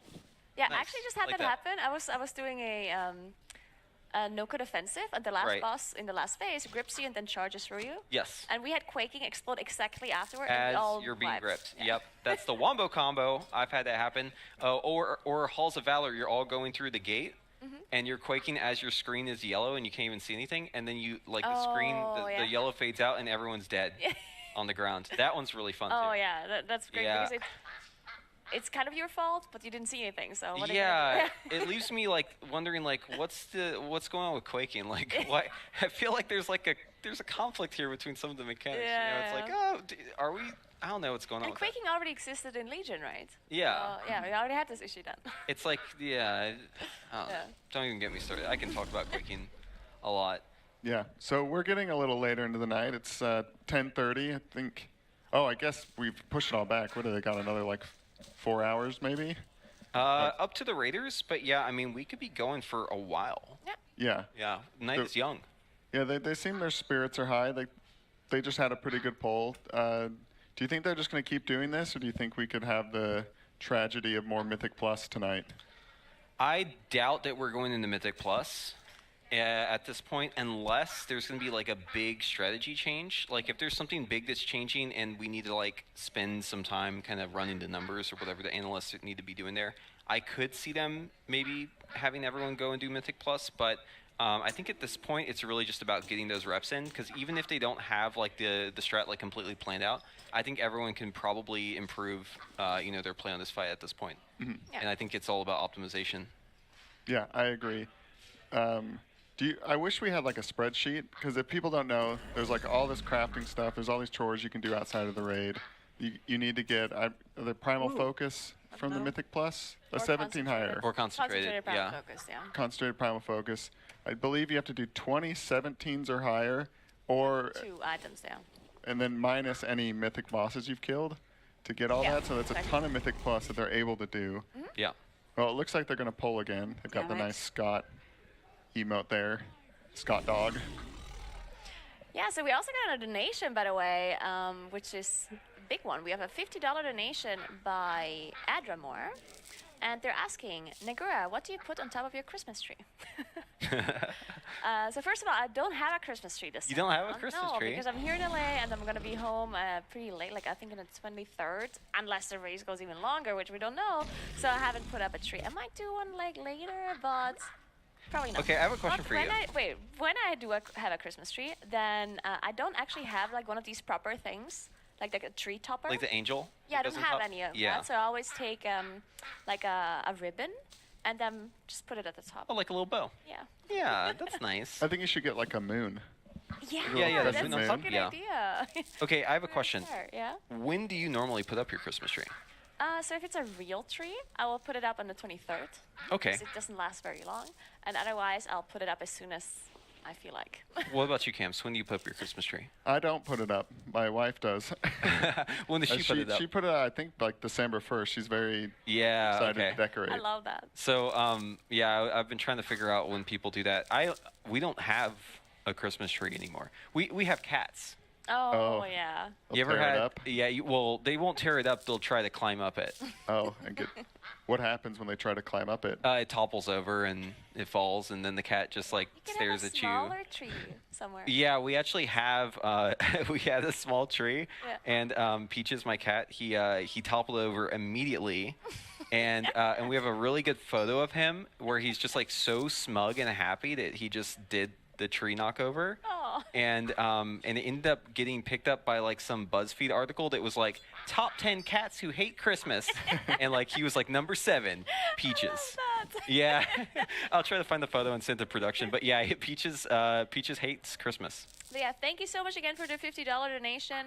And what do you put on top of your Christmas tree? Or what does your wife put on top of it? I think there's a little angel. A little angel, all right. Yeah. Well, that's good to know. Chat, what do you put on top of your Christmas tree? Yeah, let us know. Maybe some donations. We'll read out your Or- Christmas tree toppers. Yeah, we'll do that too, yeah. Yeah, have we gotten any? Are we still doing the transmog? Oh, I think. Or is that stopped now I'm that not we're sure, kind of I'm in not the sure. meat of Mythic? Less Mythic Plus filler to do. Lots of people say stars. Lots of people Stars? put stars. Somebody says Dobby. Dobby. No Dobby. No. It's too early Dobby. for that. Dobby is not conducive to Christmas. No, yeah. We're out of here the 23rd. This is okay, someone just said they put a cowboy hat on their tree. And that reminds me of, like, I was in the elevator, and I looked around, and I saw there was, like, a button that says, like, earthquake button. And I was like, oh, interesting. Like, 'cause I'm not used to, I don't have any earthquakes where I live in Europe, right? So it's like, wow, yeah, that must be, like, normal here, right?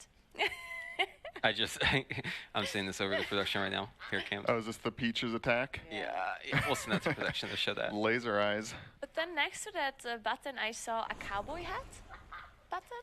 And I was like, what is that about? What happens if I press the cowboy hat button on the elevator? Like, what happens? You know, there's a lot of weird Christmas stuff that happens here, I gotta say. Is it like Christmas as It's in the elevator. It's like next to the emergency button. yeah, you never really know. It's like an emergency. If you ever need an emergency cowboy, Yes. maybe there's like you need to Oh. wrangle Break glass a in horse or something. in case of needing cowboy. Yeah. yeah. You need to get a horse right away. No, we're in Texas, so that's not a. Oh, interesting. It looks like they could use a cowboy here to wrangle up some of these ads. They're back in on the fight. Nyx Priest doing a ton of healing. Yeah, I like seeing that the Boomkins have been brought in.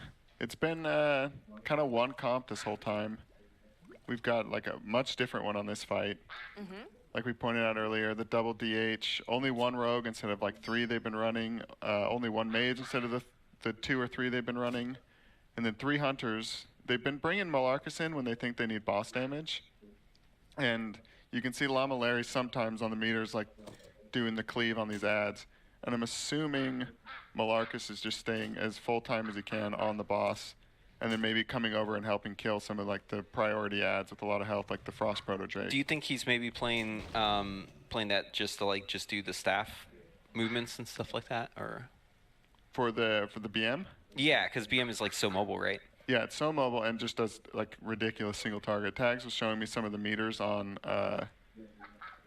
the win boss, and they were doing like incredible single target, like way more than other people who were being left down. And so I think that's just a boss pumper spec at this point. I mean, you kind of need it, right? Yeah, and it definitely looked like Malarcus was doing the staff. Like, just throughout this whole fight, like just hitting the boss permanently. I think it's only JPC and Malarcus who are hitting the boss. All other damage dealers are doing the ads.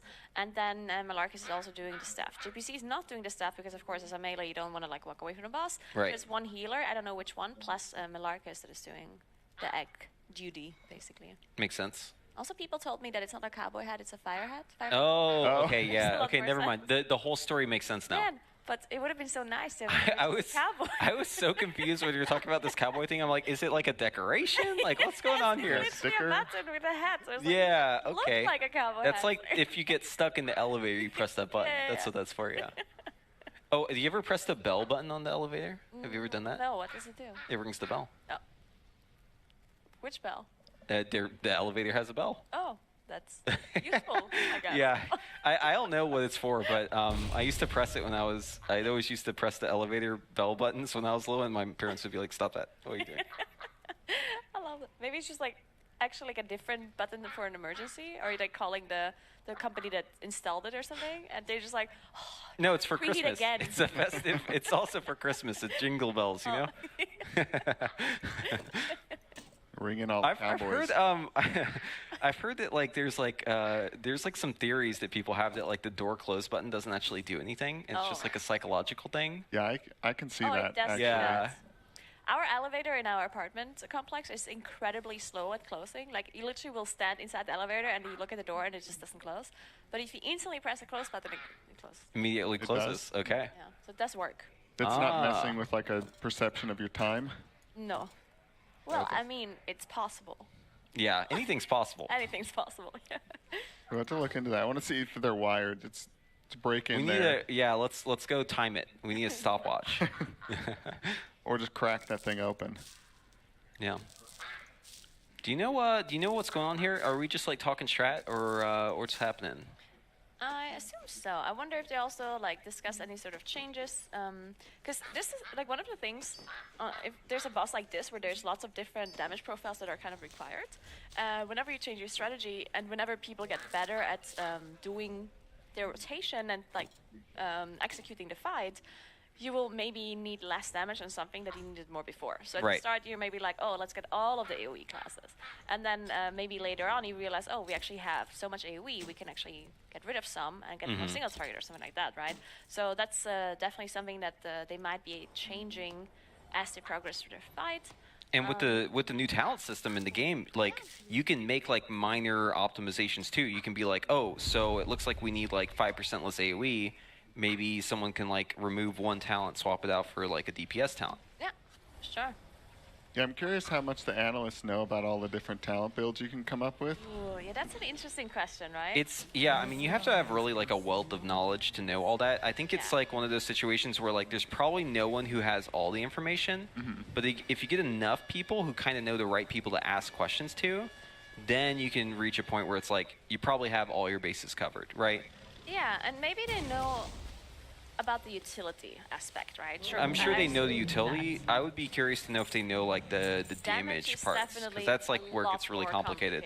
yeah. Yeah, because I mean, just trying to like sim damage or whatever. Like, just think about like how many like permutations of like talents there are. I mean, there's it's like in the millions, right? Like yeah, different actually combinations. millions for each spec, and just the spec tree. Like they literally have Right. millions, which is insane. So you're not going to be able to like sim every combination, but still you can use like you can use your own judgment and know like, okay, generally this is what's good. What I did whenever I was trying to like figure out which talents were good at first, I just like overrode it and I told the sim to like have every talent, and then I slowly started like picking off one by one to like compare what the difference was. Obviously it's not a perfect method, right? Because like there's like synergies there, but at least it's like a way to like kind of like guesswork it.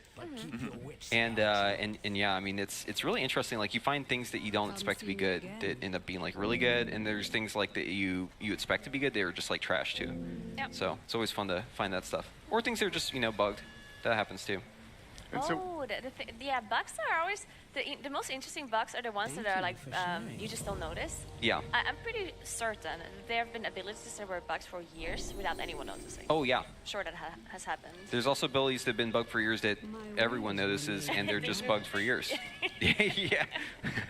But one interesting thing about Moonkin was that throughout the whole beta cycle, I'm not sure if you guys know what our mastery does, but if you have Moonfire on your target, you will increase your arcane damage towards that target. And if you have Sunfire on the target, it will increase your nature damage to the target. And there was a bug throughout all of beta that your Sunfire splash basically would just not give you the nature damage increase.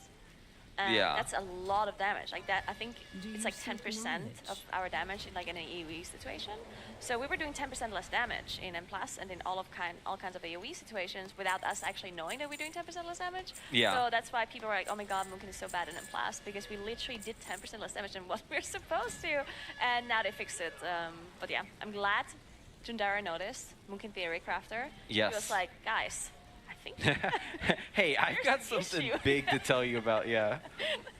Okay, so Drenny has like a air horn every single time the beam comes out, which is like very useful, but like also, we're just listening to the symphony of air horns here. Yeah, so I've been watching them. They've got Malarkus, Dryany, and JPC here, and I noticed something interesting, because they get stacks. It says eyeball, it just hit 10 stacks for being too close to the boss, and I was wondering if Malarkus is just staying on the boss the whole time, how is he not getting stacked up, like, to death? But this right here, this Immune Shroud, I saw Dryany, he bops Malarkus when an application was coming out, preventing it from refreshing, or just removing it. I'm sure it just removes it, because it is kind of long. And that allows him to just be over there the whole time. Yeah, and I think in Drenny's case, he's just like a healer, right? So he's just like able to heal. Obviously, like he's got bubble too. I don't know if it resets the stacks, but it'll definitely give him like time to catch up his HP too if it doesn't. Yeah, it resets him. He did it earlier. Oh, okay, cool. And then I'm assuming Malarkus can maybe turtle an application. No, because then it'll just tick again. Because Yeah, the it bot lasts took 30. it off. Yeah, it lasts 30 seconds. Yeah. It's possible that prevents the application though, right? Yeah, Or- I'm sure it prevents it, but then you just get the next one. Well, you'd Yeah, have to unless prevent it's it a 30-second for timer, which I don't 30 think it is. seconds. Yeah. Yeah, 8 yeah. seconds Yeah, they're pretty something. quick. Yeah, I think the bop is just taking care of that one. But hey, it's physical, so that's fairly easy to deal with. Yeah, As that's you can just- see, ooh. Wait, I was just laughing because I just looked into chat and I saw Kara and he was like, Pop-Tart corn dogs, 3 out of 8, Pog. And then I looked into the leaderboard and they moved from 7 to 8 just as I looked into it, and XD like overtook them. Oh, I was man. like, aw. Well, still there on the leaderboard though. Congrats. Yeah, look at the stark contrast Congratulations. here. Yeah, there's a big Instant spread. dollars is kind of owning. I heard earlier that Method hasn't even gone into Mythic yet. So people in chat were saying, and obviously it's chat, so like take that with a grain of salt. But love you, chat. So they were saying that Method is just trying to get like as much gear as possible. I think that makes a lot of sense. I was talking about this earlier because I'm thinking that Method, I mean, they're up there, right? But I don't think they're, it's unlikely that they would win over Liquid and Echo because Right. Liquid and Echo are just like a little bit further ahead, like one step above them. Yeah, so like getting more gear. Yeah, I'm thinking hoping they get more gear and kind of also wait out some of the nerfs. Yeah, right? yeah, that's what I was gonna say. And then they can come in with more item level than Echo and Liquid had when they did those bosses, so they might catch up quicker because they do that. And they can also look at what Echo and Liquid is doing on the bosses and get some strategies from them as well, on top of everything. So that might be their way of actually sneaking like a will first, all of a sudden, you know, coming out of nowhere. Yeah, or just like a really good rank in general, because I feel like they've been really good. Wow, that hunt was funny to watch. I feel like they've been really good, especially like last year, at just like kind of optimizing what they're doing and just coming in for the last second swoop. Yeah. Ooh. A pretty good try. The air horns are blasting off. How does Shiki play like this? I like the air horn though, because this is such an important ability. Because so this is like the fix-it of the staff, right? And then Mythic, it leaves behind this storm pool on the ground. And if you don't instantly walk out, you will get pools in melee.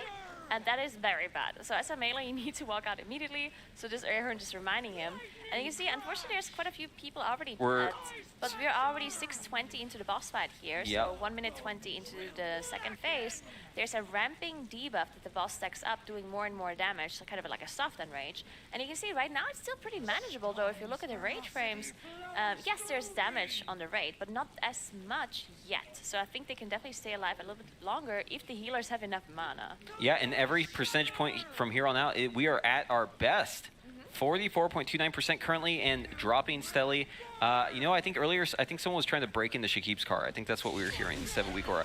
But yeah, obviously the raid is just trying to get through as much as they can. This tank soak is actually the biggest problem in this phase, I think, because the ramping damage, right? Like, it just deals so much damage to your raid that it pretty much is just gonna, like, as soon as like 2 or 3 people are dead, I think it just kills you, right? And wow, they're just so far off here. I think there's one more. I'm gonna check it. Just keep talking. I will look at this mythic ability with the soak, because I do think there's something else to it as well. But I'll look into it. As you guys said earlier, the longer you're in phase 2, she gets a stacking enrage buff. Do you happen to know how often she gets one and how much each stack gives preheat? How often you get the stacks? Of her enrage in P2. Yeah, how much so each gives. right now we're at 7 stacks of the debuff.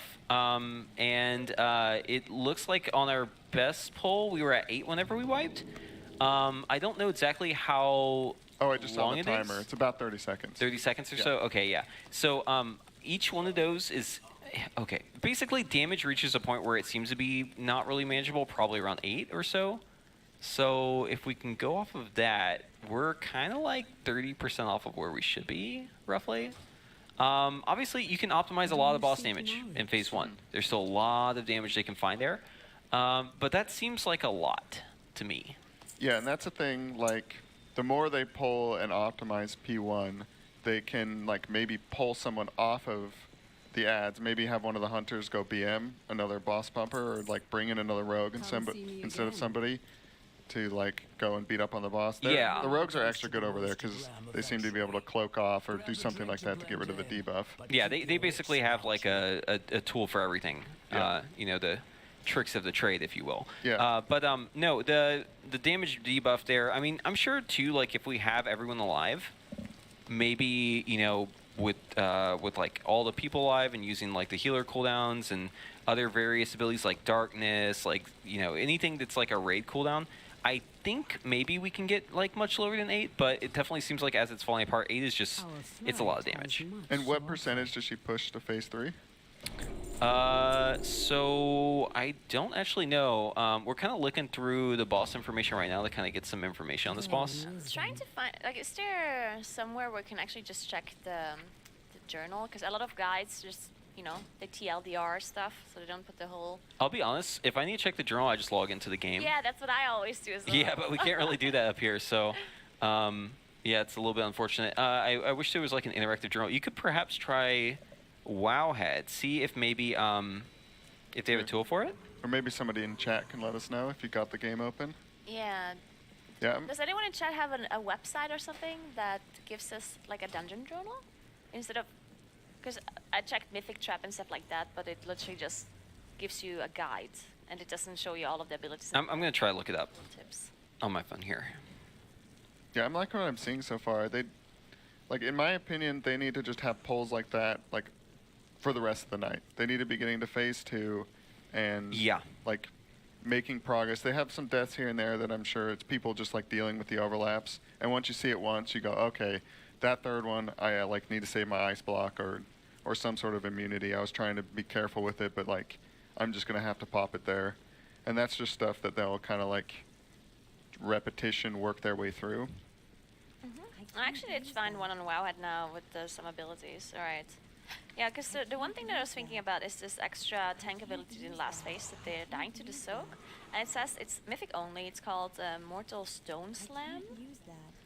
And it basically does damage to your tank, physical damage, plus nature damage. And it applies this detonating stone slab and mortal suffering, which is a healing absorb.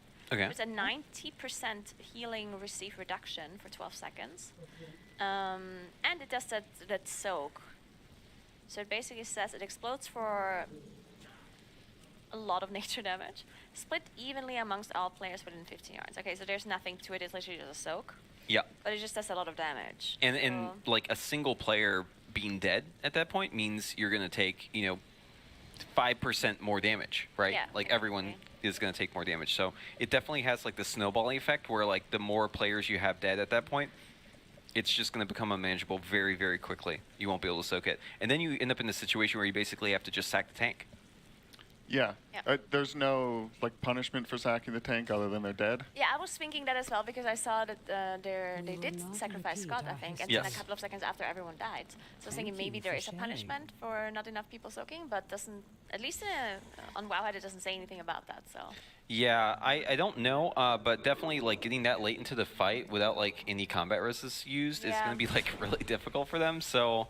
Yeah, I mean, it just adds like to more of the difficulty. All of us here have like a lot of experience rating, progression like in a World First setting, and like a lot of that comes down to just like saving the combat reses, right? Because obviously like you need to dedicate them almost like cooldowns in a lot of cases to specific mechanics. So this very well could be a situation where you just kind of have to, maybe late in the fight, you maybe just have to dedicate those combat reses specifically to those tank suicides. Or you bring some of the rest of shamans. Oh, the Ankh Totems. The Ankh Totem, yeah. I don't think anything's getting resto in the raid. Wait, hold on. Yeah. Doesn't Ankh Totem though have like a maximum that it can like do it? Like if you get overkilled by a certain amount, then you just like it doesn't work or something? I'm not sure about that, honestly. Because I know like Cauterize is like that.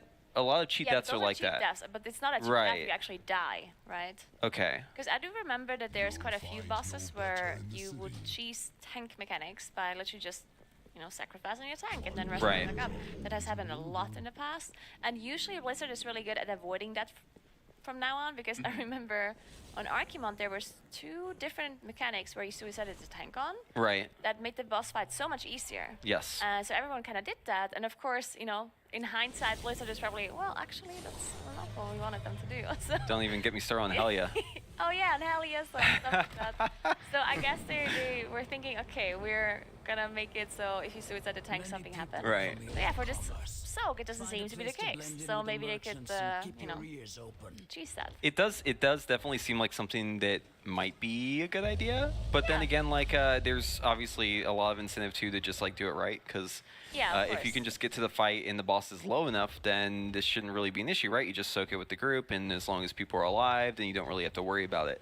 Yeah, and as we're seeing, those mechanics come up pretty often. I wasn't checking the timers, but it just rotates through like the handful, the fire swirls, the ice, the tank soak very quickly. So you might be like maybe near the end as the damage gets high enough, we're like, okay, if we get number 8, we sack that one, and if we don't, then we're good. Yeah, because the problem is the ramping damage as well, right? Yeah. Early on, surely you wouldn't want to sack them, but then later, at some point, maybe it does so much damage that you can't even survive it, even if everyone is in there. Right. It's definitely going to reach a point where it's like unmanageable. Yeah. Or everyone just has to be topped, and you have like a raid cooldown. What you but can still, do it's instead of sacking the tank, you could always have somebody taunt the debuff, because it's better that a damage dealer is dead than the tank being dead, right? So that's something they can always do in the end, if they have correct timers for it as well, which would be important. Yeah, true. I'm trying to think of the last mechanic that you would do that with in a raid. It's been a while, I think. Have the tank. Have the DPS taunt. DPS taunt. Yeah, other than like trying to prevent, like one tank's dead and they're just trying to like grab Just the like tank ping pong swap the or bosses. something. Yeah. Yeah, it doesn't happen that often anymore. I used to. That used to be a big part of raiding, though. Big thing. Yeah. Yeah, I was playing Wrath of the Lich King Classic, and like that's like such a big part of Classic is like just like people taunting the boss, just having it run. Someone else taunts it.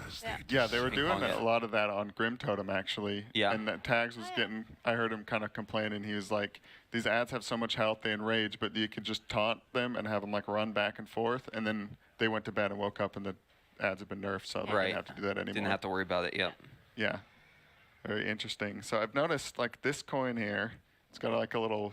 Did Kalamazi? I'm so just assuming it's Kalamazi because he would be someone who think it's chocolate and take a bite out of it. These are not chocolate. You can't eat these. I definitely thought it's chocolate. So. Yeah, one of them. So like Cam's has a bite taken out of it. Yeah. So hopefully they didn't consume that. Yeah. It must not have tasted good. No, and they've got like a little pirate, a little treasure. Yeah. And do you know what pirates like? The ocean. They love the ocean. They love the ocean, and we love the ocean. We love the here ocean. too. Yes. So check out our charity, Ocean Conservancy, tl.gg/rwf-donate. If you donate there, we've got the messages coming up. We'll read them out. Yeah. Someone asked about evokers. Maybe someone could ask about boomkins. You know what's so funny is I get evoker questions like constantly, and I thought like I could escape them for a short minute being up here casting on the desk, but even here they follow me. They follow come you. On, as if I you can't don't escape. love I talking love. about Okay, yeah, them. you're right. You're right. you got me. Pretend as if it's a burden. You got me. Yeah, I do love evoker questions. So, anyways, if you want to ask me evoker questions, I'll answer them live here on the desk. All you have to do is throw us a couple doubloons, and it goes to a great cause. Yeah, we got some really big donations earlier today, like $1,000, $1,500 from somebody. Yeah, I saw we're like really pumping on the donation incentives. Yeah, so shout out. I forgot his name, but shout out. Luciferium, $1,000. Yes, thank you. And that pushed us over to, I think, the stretch goal of the Pilkle. Oh, the Pilkle. Which I hear rumors it's coming tomorrow. Ooh. Yeah, I heard that the Pilkle was prepared. I've heard from some folks around here. I've heard whispers of the Pilkle. Yeah, the Pilkle. I was told it wasn't, quote unquote, it wasn't that bad. Someone who like sampled it. I don't believe that. Why would you sample it instead of just like, here you go? Well, I think they had to test it to make sure it wasn't like gonna be lethal. Vomit. Yeah, I think they want the Pilkle to be like you know, like to do damage but not be lethal damage, right? So like they have to like find the sweet spot for it. So yeah, they do want us. Yeah. Well, I mean, I don't want to give it away. I think they're laying down in the corner incapacitated, but we'll sure find out how that Pilkle tastes. Yeah, I think I might be having it. You might be having the Pilkle. I think it's me and Jet, I hear. Oh, really? Yeah. Okay, I hope it's not me. I don't want to. I also hope it's not me. Well, there's one more person, I think. They can't just do two. That's not fair. Yeah, there must be a third. Yeah. I don't know if I could handle it. Do you like pickles? I like them in sandwiches. Yeah? Yeah. Me too. Yeah, sliced. They're I don't good. like them in hamburgers. You don't? How about you? Yeah, I don't. I'll take them in any classic way that they come. Sandwiches, hamburgers. Yeah, I like a It depends slice on the pickle. side.